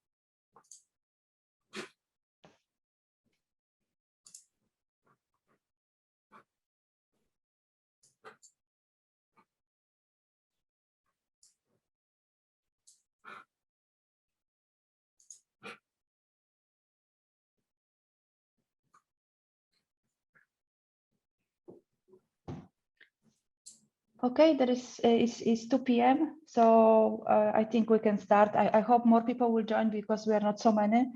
My name is Anna Sandak. I will moderate this session. We have 3 presentations. So in the last program, which Francesco was sending today, there is 1 more. So the first presentation will be given by Ana Filipa Leonardo, and then from Portugal. And then in case you wish to know more about the topic, is the paper, the full paper is also present in the proceedings under the number 5. So Anna, the floor is yours. You can start the presentation. We have like 25 minutes for your presentation and then 5 minutes for questions. Okay, great. Thank you, Anna. So good afternoon, everyone. I hope you are doing well. It's nice to meet you, and it's a pleasure to be here today. My name is Ana Filipa Leandro, and I'm a project manager at Caritas Diocesana de Coimbra. We are a social non-profit organization in the city of Coimbra in Portugal, and we have been actively involved in many regional, national, and international projects on healthy aging and active and assisted living. And our role in these projects has been to foster the dialogue between older adults, the workforce that provides care for them, both the nurses and carers, their informal carers, and also the technology developers. And we would like to keep the older adults' voices heard at all stages in technology development. The work which I will be presenting you today is titled "What Do Nurses and Carers Wish and Need from a Digital Intelligent Assistant for Nursing Applications?" And it is a result of the work developed so far in the Diana project. And I will focus on the co-design and the usefulness of technology topics on the care for people with cognitive disorders. Listed below are the other authors of this paper from Caritas Coimbra, Geriatrische Klinik St. Gallen in Switzerland, and Blue Point Consulting in Romania, which are project partners from the Diana Project Consortium. Let's start this conversation with the table of contents. So, I will guide you through our work on this paper and speak about the following topics: introduction, the methods which were used, the results that led to the discussion, and finally the conclusion. So in 2015, the estimated worldwide cost of cognitive disorders was $818 billion. And this is one of the toughest financial challenges in healthcare. And in 2018, the combined EU 28 members plus non-EU countries had 9,780,678 people living with cognitive disorders, with an estimated rise to 18,846,286 people in 2050. And in 2020, over 50 million people globally were living with cognitive disorders, and this number is expected to double every 20 years, reaching 75 million in 2030 and 152 million in 2050. And the main cause for this increase is demographic change. As people live longer, chronic diseases become more prevalent, along with the trend of lifestyles and behaviors that favor them, since aging is not a sine qua non condition to cognitive disorders. And at the same time, their care is very demanding for nurses and formal carers, which leads to an increase in their burnout. A high proportion of patients with cognitive disorders eventually requires placement in a long-term care facility, such as a nursing home, an assisted living facility, or group home. And for this reason, it is of utmost importance to develop solutions that can support nurses and related carers in their daily work routines. And that is the purpose of the DIANA project, which is an initialism for digital intelligence assistance for nursing application. This project is supported by the AL program and gathers a consortium of 7 entities comprised of SMEs, research and development, and end-user organizations. And what is the DIANA system? It is an integrated solution that comprises: 1, smart 3D sensors that can be installed in private or shared areas and the toilet rooms in a nursing home. 2, there is Milestone, which is a central open management platform that is linked to these sensors and provides clear visualization of the areas in which they are installed. And lastly, there is a mobile application that can be used by both nurses and carers. Who are the primary end users? They are the older adults with cognitive impairment that are living in residential units, and they are cared for by nurses and carers, and these are the secondary end users. And the goal of the system is to fulfill several functionalities that can ease the burden on this workforce. And how will DIANA help these end users? DIANA can help to monitor the safety of patients 24/7, for example, check for unusual behaviors or alert for, in the case of a fall happening. DIANA can also pay support during night shifts, for example, during control walks, and support activities of daily living, for example, helping primary end users go to the toilet, and also observe health trends of these patients and record them so they can later be assessed by clinical experts, for example, monitor their water intake or some changes in behavior and behavioral patterns. Here's an example of the visualization of the data which is recorded from the 3D sensor. In figures 2A to B, the sensor detects a fall, so the patient has fallen from the bed. And in figures 3A to B, the patient gets up from the bed and sits on the bed. And what we did, to better understand the nurses and carers' needs and their wishes regarding this solution, we applied the user-centered approach to retrieve the initial requirements of this solution. And the study consisted in 3 essential phases. So first, we did a literature review, in which that provided us a theoretical background and benchmarked some of the best practices and results of previous AAL and H2020 projects in the same field as DIANA. Next, we did a literature review about the care and special treatment of patients living with cognitive disorders. And lastly, we disseminated an online questionnaire, which collected information from both nurses and carers. And this includes samples from Portugal and Switzerland, which is the other end user organization in the project. It is important to emphasize that the focus of the project is the improvement of the quality of life of patients with cognitive disorder. They were not involved in this first stage of requirements collection. Nurses and carers were the first to be consulted, as they will be the ones in direct contact with the system. And we plan to involve primary end users later on, especially during the pilot implementation and rollout. And I will present you the view from the Portuguese consultation. And here are the results from the 3 phases. The first one is the benchmarking of the state-of-the-art projects in the Diana field. It is practically impossible to survey all the solutions that are currently on the market, given the immense number of programs and investment. Nevertheless, we did an overview in the AL and H2020 programs that led us to perceive some good practices that should be considered and integrated during the development of the Diana solution. For example, the Roadmap project observed that people are increasingly having access to technology that allows the use of app-based activity monitors. However, there are still some concerns around data security that limit the use of technology available on smartphones and tablets, as does a lack of confidence or willingness to use this technology. This project described that people living with cognitive disorders have difficulties to communicate effectively, which makes it increasingly difficult to know what their priorities and preferences are. The project ICT for Life, on the other hand, we received some guidelines that report that primary end users are very concerned about sensors and the camera, but after testing it, generally accept them well. And during the pilot tests, the project verified that the voice commands were very well accepted by patients and that the evolution and recommendations of the system for patients were very well accepted by both physicians and physiotherapists.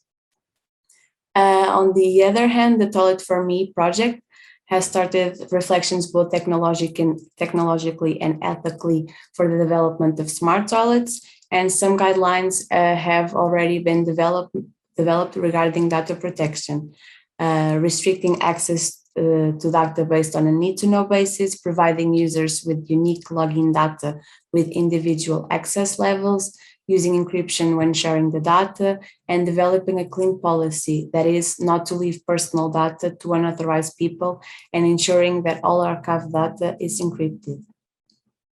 At the second stage in the study, we conducted a literature review about the care and treatment of patients with cognitive disorders to depict the routines of nurses and carers and understand where technology could be useful to them. Bathing, hygiene, dressing and grooming, mobility, help with mobility, wandering, and risk for injury are some of the areas that are addressed in nursing care plans for nurses and carers assistants.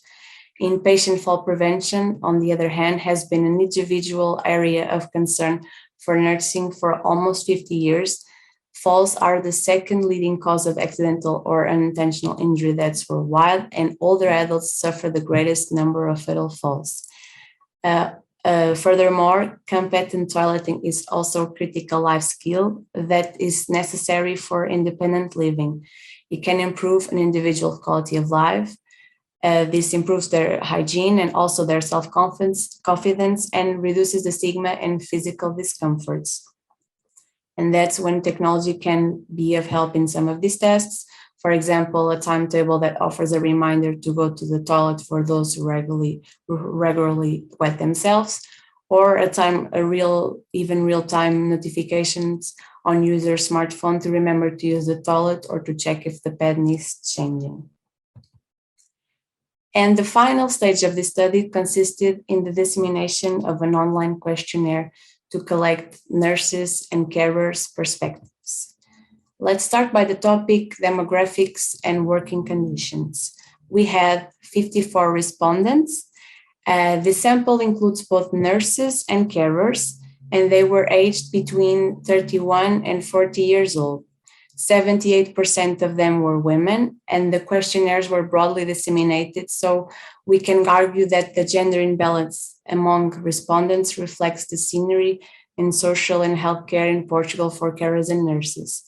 Most of them had working experience of less than 5 years or between 6 to 10 years, and the majority of them worked in a hospital or long-term care setting. The number of persons with a cognitive disorder they care for was mentioned as less than 25 per workspace in most of the cases, and the respondents spent between less than 1 hour and more than 6 hours with these persons. Needs for assistive or non-acute medical devices were discovered in most cases during regular care, and physician or family members were informed about the needs. These needs, these products arrived within less than 1 week of notice. The respondents also stated that their patients have difficulties to go to the toilet in more than 90% of the time, and they also have difficulties finding the room or their way in a room. And more than 83 of them estimate that their patients have gaps in several aspects of the correct toileting. For them, the most challenging tasks in the care for persons living with dementia, with cognitive disorder, was to help with mobility, eating, and also toileting.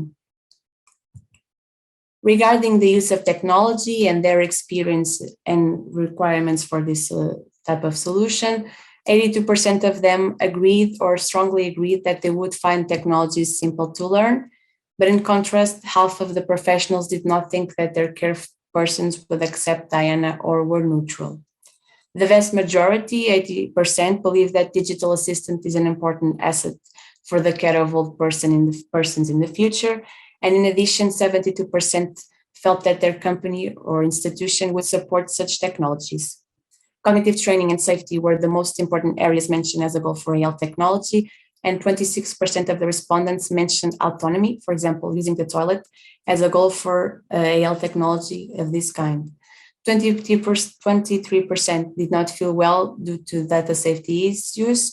Nevertheless, there were positive thoughts on any device that it reminded the person to wash the hands and detect falls, for example. There were also positive thoughts on additional intelligent features such as light control, monitoring of unwanted movement, and also call for help. 65% of the participants thought that an avatar or an acoustic clue would also be helpful to explain the correct toileting sequence. Also, the use of optical guidance was deemed helpful in 76% of the healthcare professionals. When it comes to the use of technology and the available devices, they had some experiences with false sensors, intelligent toilets, and the highest experience with light sensors, 24% of them. Roughly 30% of them use tablets for nursing documentation, and they spend between 10 minutes and 1 hour per day to implement information and the tasks that were indicated by physicians, including delivery for medication, for example. The time spent for individual nurse care planning is largely fluctuating, and they spend about 10 minutes per day in the management of the residents' personal data. As for new systems and their perception of the Diana solution, they rank the patient's privacy protection the highest, and there were some heterogeneous responses related to the cables and wires and the installation of the system itself, and the mobility and cleaning of the system. The three most important advantages of Diana in Portugal for the nurses and carers would be the assistance in nursing care, social interaction, and also the possibility to detect falls and changes in mobility. They, nurses and carers, see the potential of Diana in the areas of well-being, medication management, and monitoring of mobility. And these results promoted a discussion, which I will be presenting now. These three stages in the study led us to two concerns which the Diana system should address. First, we have fall risk. The literature review revealed that it is necessary to address both extrinsic and intrinsic fall risk factors to optimize patient safety. And this is done mainly by the medical or nursing staff, as we could conclude with our research and the questionnaires analysis. And the Diana solution can be of help in this task by providing additional security and help to monitor the safety of patients 24/7. for example, monitoring bed exits, falls, wandering, among other situations. And if the nurses and carers receive this critical information, they can be able to prevent falls in time and act accordingly. Furthermore, they can adjust the system to their patients' needs while maintaining their privacy. The second topic that we found that was deemed important was the toileting itself and the sequence, because it's one of the toughest tasks for the nurses and carers. And the Diana has thought of an innovative solution that can foster the patient's autonomy and all the while help the carers and nurses to save time by not having to provide toilet assistance or help them in a different way. The use of the 3D sensors in a toilet allow for privacy because they use behavior recognition algorithms, which are trained specifically to recognize the movement sequences during toilet visits. And after training the algorithms to detect relevant actions, they can support the primary end users, so the older adults with a cognitive impairment when they visit the toilet. And the proposal and the solution is to have an avatar to inform the patient if he or she has missed the step. So an avatar that can guide the person when he or she is using the toilet and also providing some comfort during this task. This led us to the conclusion of this work. The respondents believe that they can use and work with such a solution, AAL solution, such as Diana.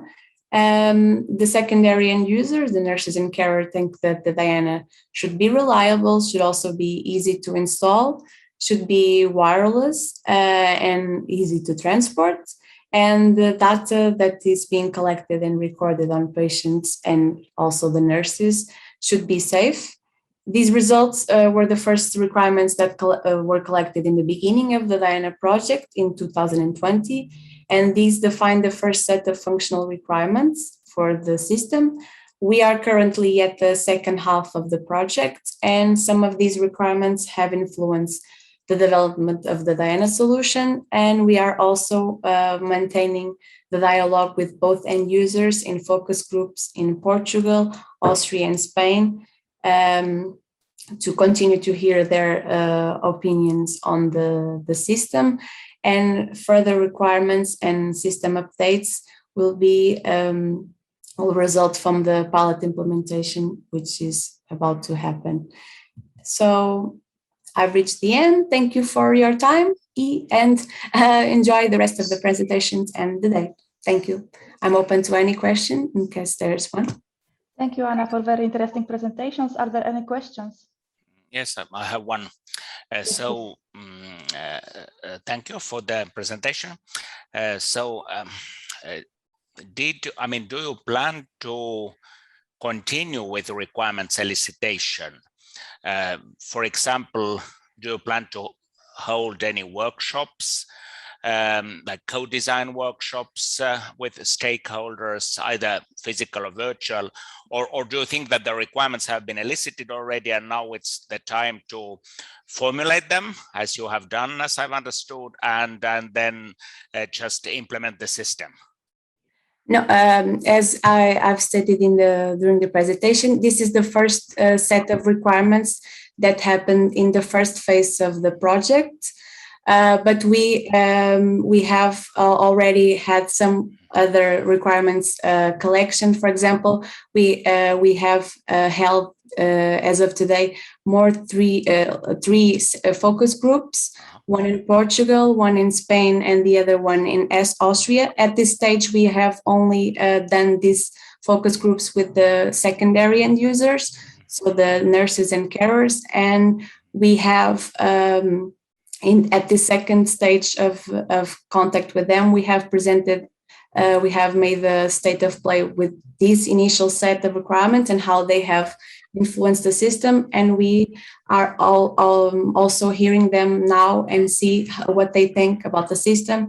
So this dialogue is iterative. Yeah. Okay. Thank you. You're welcome. Any other questions?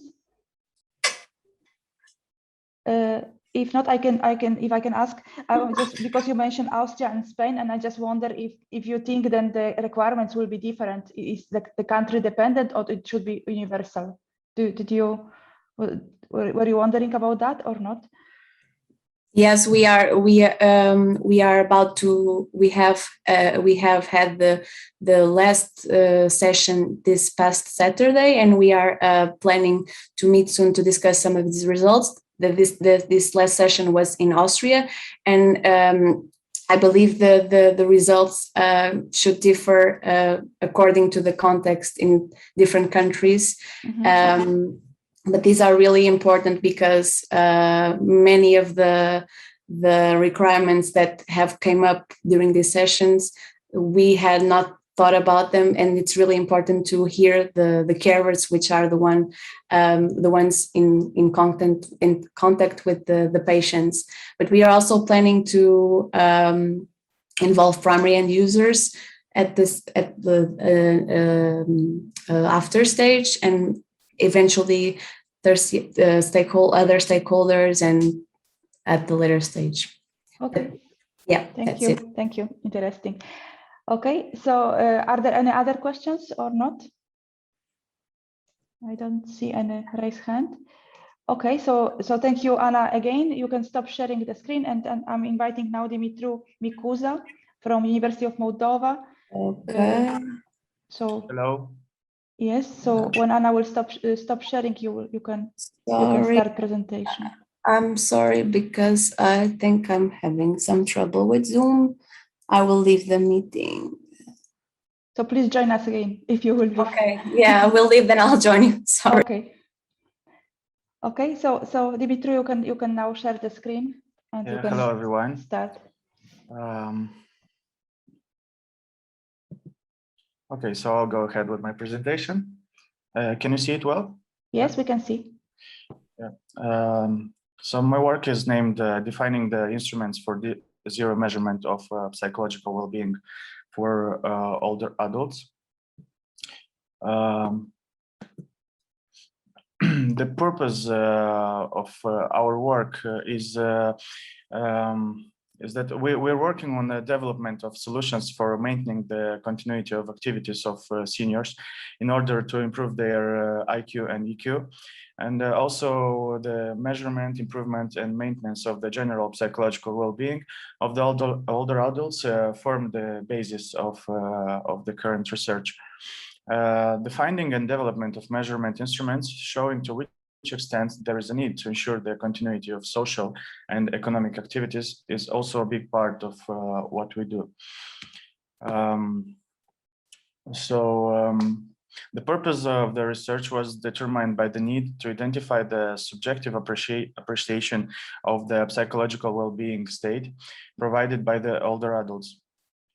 So this would be the feeling of being happy, self-acceptance, control over the environment, autonomy, positive relationships with others, purpose and meaning.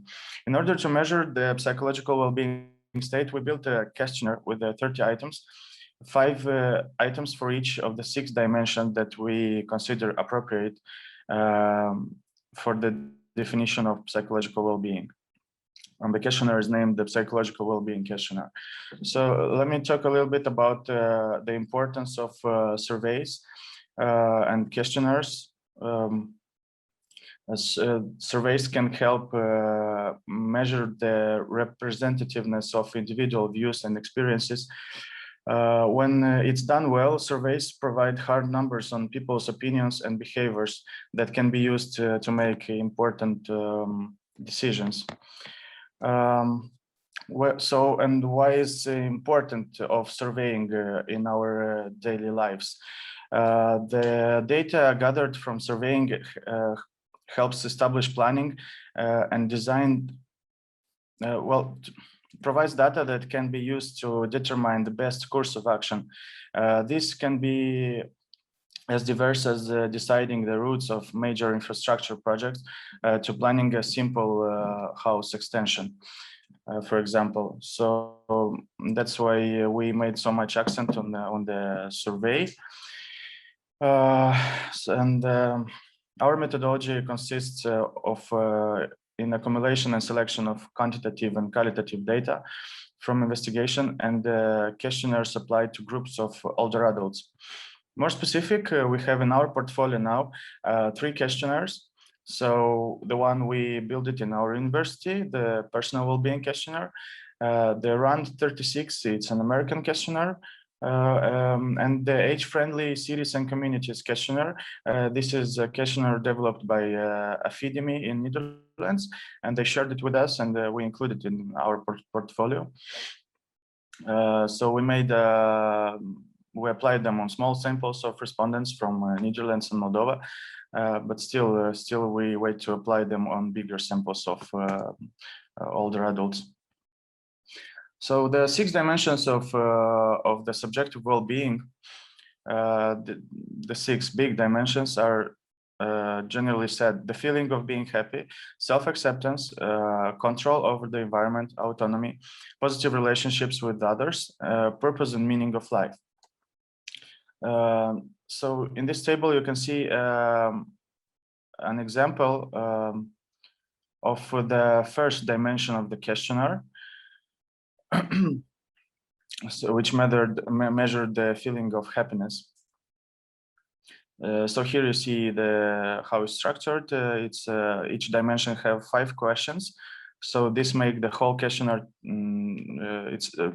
The whole questionnaire is built because it has 6 dimensions. It has 30 questions.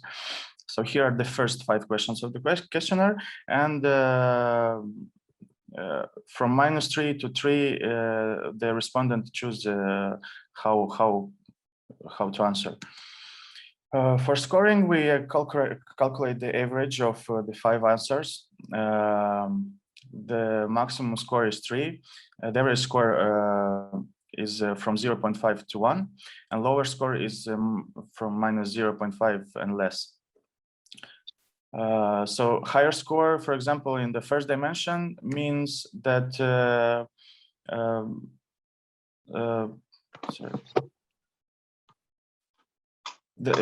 the higher is the subjective appreciation of happiness. So here are the data from we gathered in Netherlands and Moldova. It was based upon 18 respondents from Netherlands and 18 respondents from Moldova. So here is the scoring. We made a test for this questionnaire. Well, in Netherlands, there was performed an STSM, which was aimed, supported by the cost action Sheldon. It was aimed to exchange information between Moldova and Netherlands, and also to bring an instrument for measuring psychological well-being.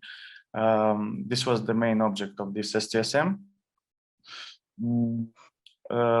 The host institution from Netherlands, Affidemi, shared with us their latest questionnaire, the Age-Friendly Cities and Communities questionnaire, which is a representative survey on the perceived age-friendliness of the city among its older citizens. Part of this survey was the development of a validated questionnaire, which allows for an assessment of the perceived age-friendliness. This new instrument can be applied successfully in other countries and can also be included in our portfolio of methods for measuring different aspects of general well-being for seniors.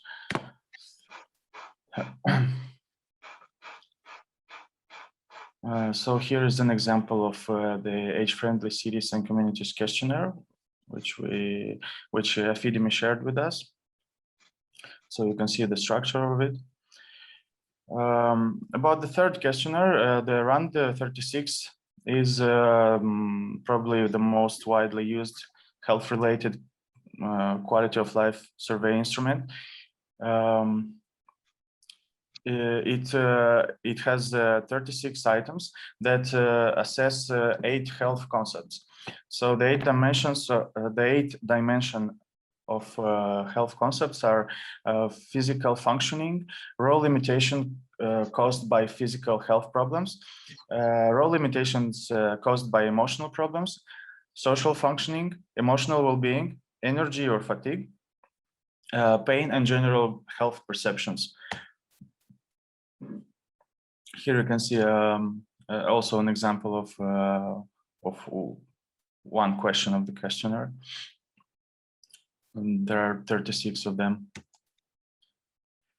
So we found some limitations on the way of performing with this research. One of them was that it's very difficult to reach the respondents during the pandemic. So the work progress is slower, and the individual interviews are almost impossible, which the individual interviews, I think, brings the most results. So we wait for the answers for the questionnaire for a lot of time, and then it's hard to communicate the conclusion we make, because people, at least in Moldova, people don't use very much the computer, so it's very hard to reach them by mail. Yeah. Also, because of the stay-at-home way of living now, many older adults can fall into depression, and their physical well-being can worsen. So these are instruments for zero measurements, and they measure the state of well-being at the moment. So because of the stay-at-home way of living, the most results can be negative. The solution to this could be the education of older adults in a more efficient use of computers, social networks, and search engines, so they could stay in touch with their therapists and social assistants.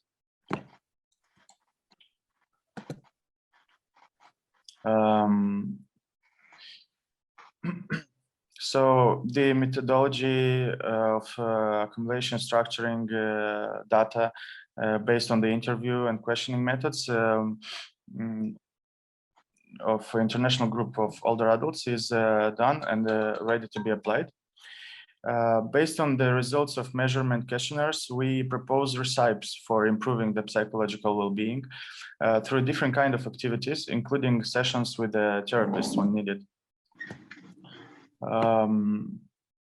Finding and development of the innovative measurement instruments, and afterwards the proposal of recipes and solutions as personalized as possible for a better psychological feeling in society and at home or work. This is the core of what our team is doing. So about the sustainability, if the society will practice abundantly the questioning, and then based on this responses, you can it's easier to find a way to solve the problem because you know the path you need to take, personalized in work with each older adult. So this will, I suppose, it will contribute to the general well-being of older people.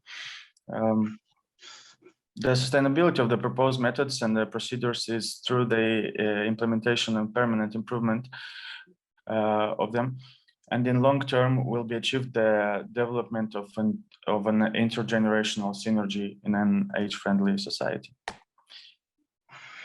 In work with both those who have positive results after questioning and those with negative results, especially, in order to permanently improve individual psychological well-being, beside the psychologist's work, there is plenty of homework to do. We are working on a portfolio which includes existing techniques for a better self-feeling. So here are some remedies.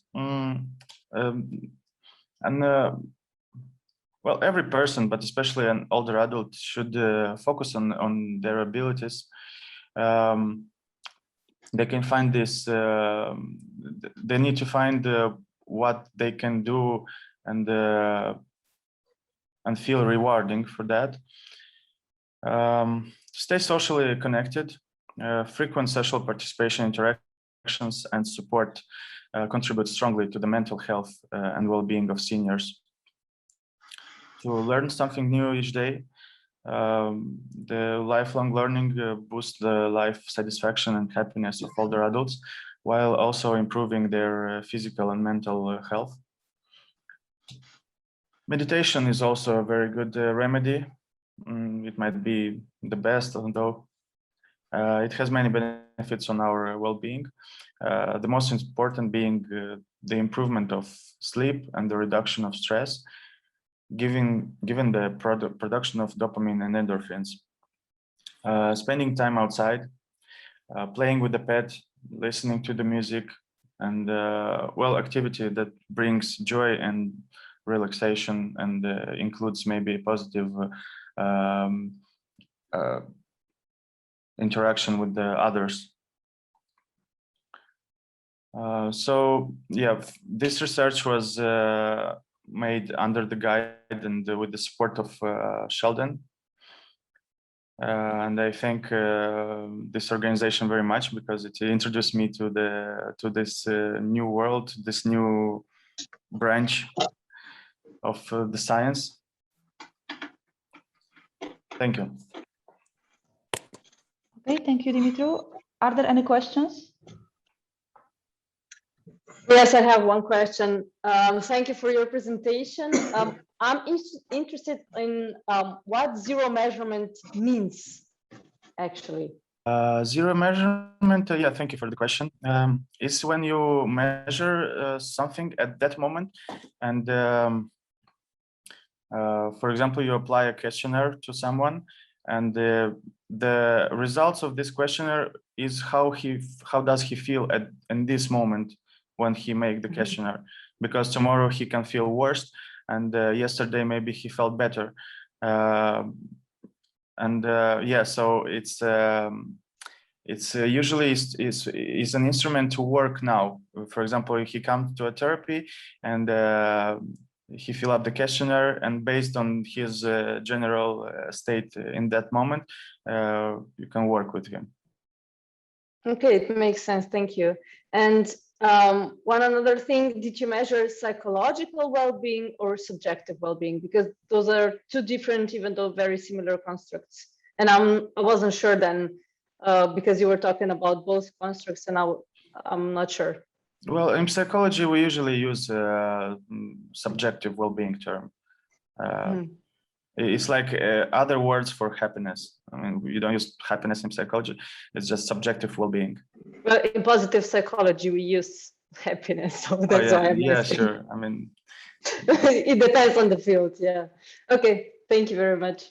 You're welcome. Thank you. Any other questions? I was wondering if you were testing the same people twice or triple times, because you said it might change. And did you notice, like, you know, did you test more than once the participants? Or? No, not yet. We did only like we just tried to see how it works, the questionnaire, but we didn't apply it in a wiser way. As you mentioned, then from Netherlands, you got some you were using some questionnaires which was provided, yes? So yes. And then did you had access to some results which was done before? Because I understood that you were testing the respondents in Netherlands with this questionnaire, yes? No, we were. Or you were using some old data. No, I was testing in Netherlands. I was using the questionnaire which I brought from Moldova, and in change they gave me the questionnaire they developed in Netherlands, which I didn't apply in Netherlands. Okay. So now clear. Thank you. Yeah. Thank you. Any other questions? So I did mention, in case you are curious to read more, the paper has the number 7. So you are welcome to see in the proceedings the full paper from Dimitru. So thank you so much. And we have one more presentation. So we can you already stopped sharing, but we have one presentation from Yanis Botos from Greece. I think he's not included in the proceedings. And then I think Yanis is with us. Yes. So please, the floor is yours, and you can share the screen and start. Hello to everyone. I'm trying to share the screen.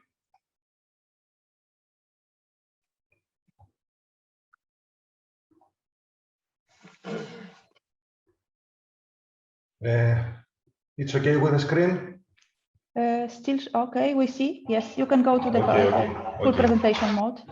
Okay. Give me one moment. Okay, perfect. We see well. Okay, please proceed. I'm Ioannis Bothos from University of Thessaly, Department of Forestry, Wood Technology and Design. I'm a PhD student, and I will present you the paper examining furniture preference of the elderly in Greece. The purpose of this study is to explore the characteristics and the choices of the elderly regarding the features of furniture that people use in their daily lives. The age group in this study is between 55 to 87 years old, and the study presents dining chairs from the houses of the individuals which have been used for 5 to 50 years with an average of 22 years. At this preliminary study and at the early phase, the result shows that their choices are based on traditional classic furniture with specific characteristics concerning parameters such as aesthetics, functionality, and quality. Also, secondary elements in the design, such as construction details, cross pieces, dimensions, spindles, etc., play a pivotal role in their choices. Important is the fact that a large percentage of the participants responded positively to the technological development of this furniture.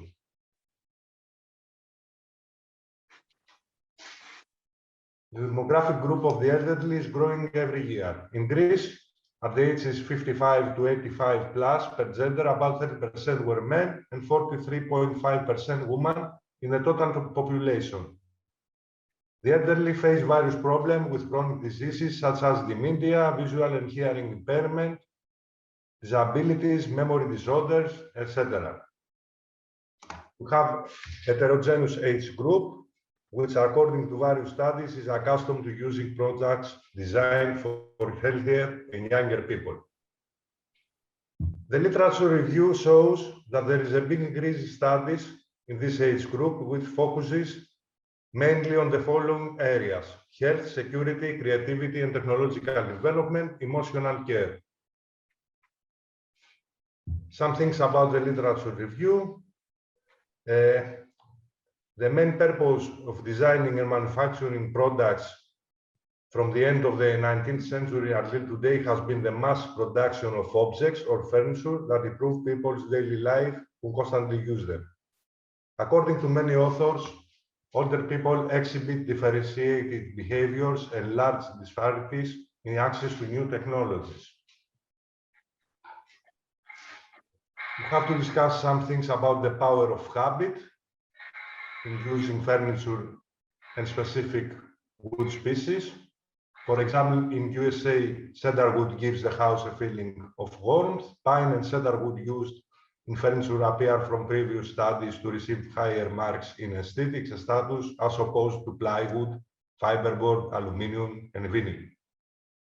In relation to a better quality of furniture, light-colored wood, coniferous, seems to be considered more suitable for more everyday furniture, while darker wood, for example, mahogany and cherry, seems more suitable for better quality furniture. The furniture made of dark colors are considered more expensive and with a higher value. According to a study, there is a correlation between types of wood preferred by older and younger people in relation to income. Younger people seem to choose lighter wood, such as spruce wood and maple, while older people with lower incomes opt for oak wood. Also, beech and oak seem to be preferred more by low-income older men. Women with higher incomes seem to avoid wood types such as red adler, considering them to be options that give lower status. At higher incomes, there is a tendency to prefer cherry wood. Some things about safety, other parameters, ergonomics. In relation to the construction material in the research of Fabricia et al., individuals are asked to compare older furniture with more modern ones. It is observed that it is desirable to have more solid wood elements. Also, the material of the upholstery should be easily cleaned and should not be dominated by bright colors but pastel shades. In another study, we see that furniture in a home creates associations with emotions since it contains psychological meanings that must be taken into account in the construction and design of the entire product process, distribution, price, brand, etc. Something about research methodology. Our research methodology was based in observation with an unstructured interview,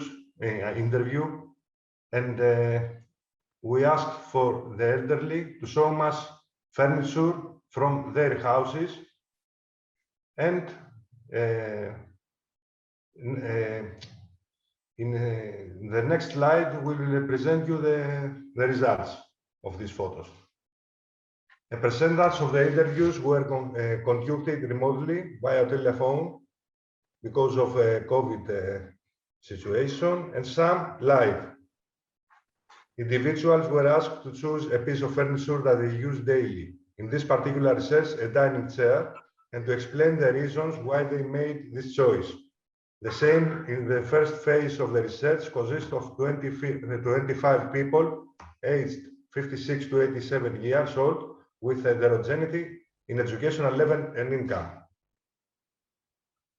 The main axes of the interview approach are construction material, construction color, furniture design, functionality, ergonomics, other reasons for which they are related to the specific furniture. For example, best value for money, weight, harmony in relation to the space, etc. Interest in technological or constructive development in furniture. The individual's profiles, we can see this in figure 1.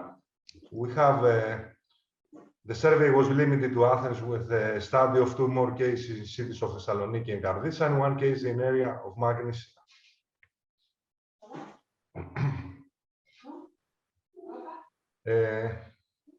6 people were between 55 to 60 years old, 12 people between 61 to 70 years old, 6 people between 71 to 80 years old, and 1 person in the age group 21 to 90 years old, as we can see at figure 2. We have heterogeneity also in education level. The income of the individuals, we can see it at figure 4. We have 2 persons with less than 10,000 euro per year income, 14 people with less than 20,000 euro per year, 8 people with less than 30,000 euro per year, and 1 people with less than 40,000 euro per year income.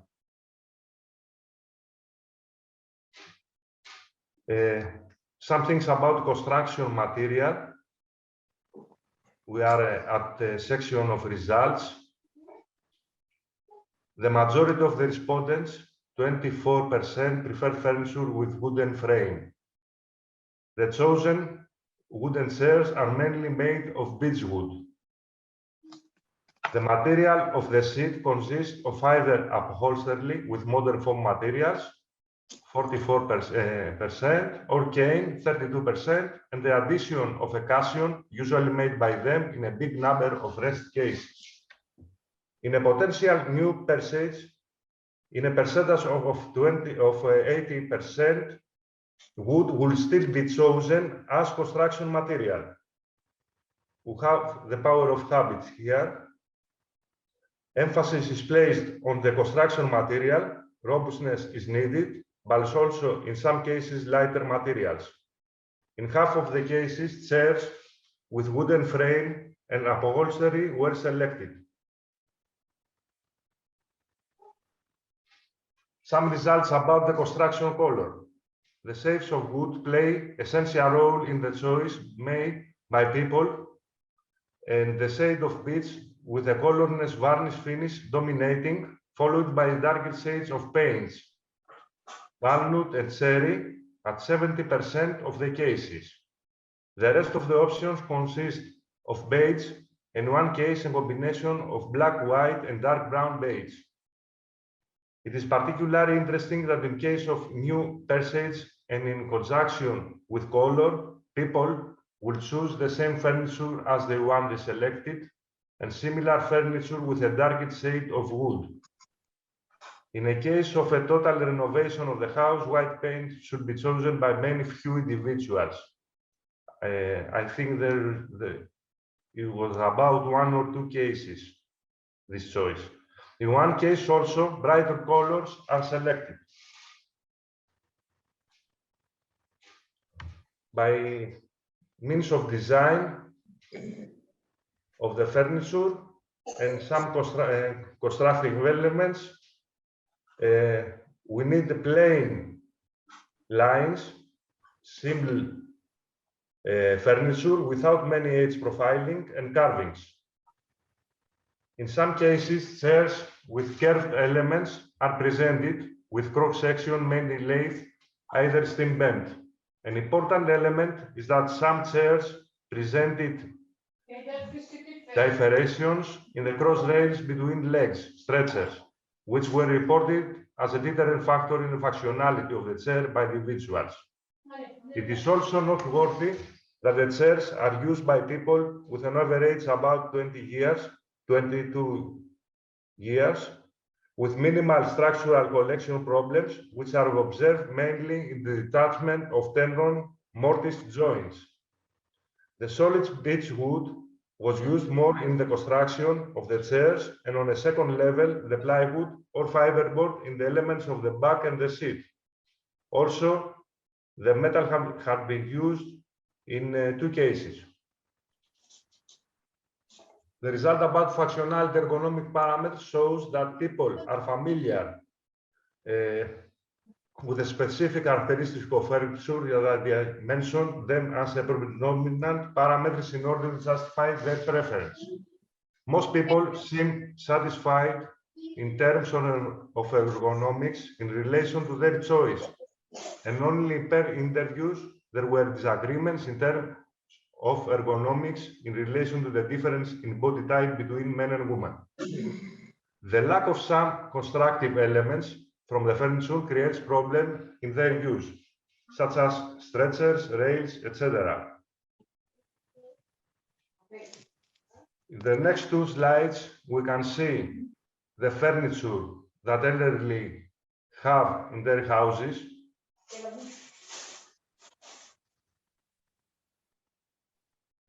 Traditional furniture with beech wood mainly.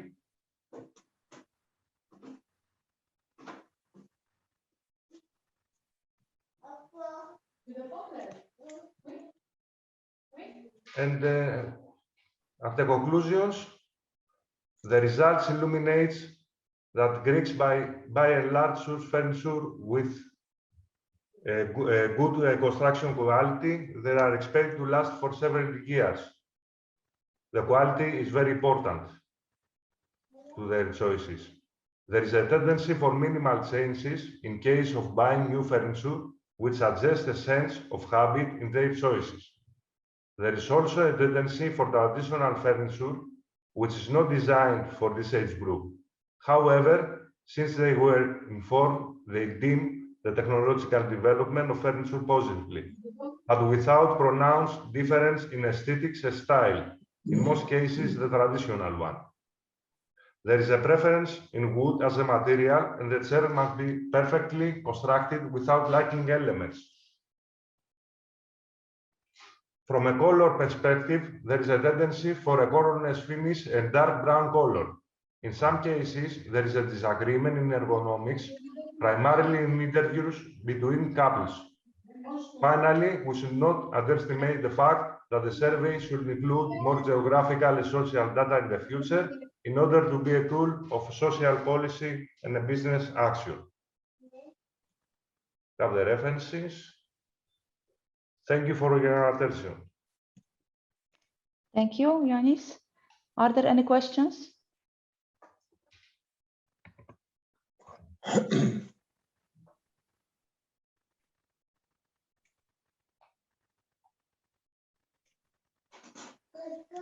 No, nobody. Okay, so it seems then the quality was the most significant parameter which you were measuring.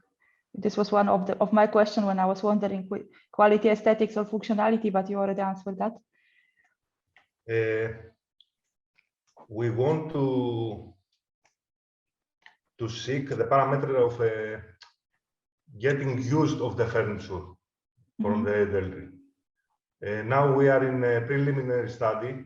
We have collected more sample, but now we have only 25 to present you. The thing shows that there's not a different opinions in the next sample. We have the same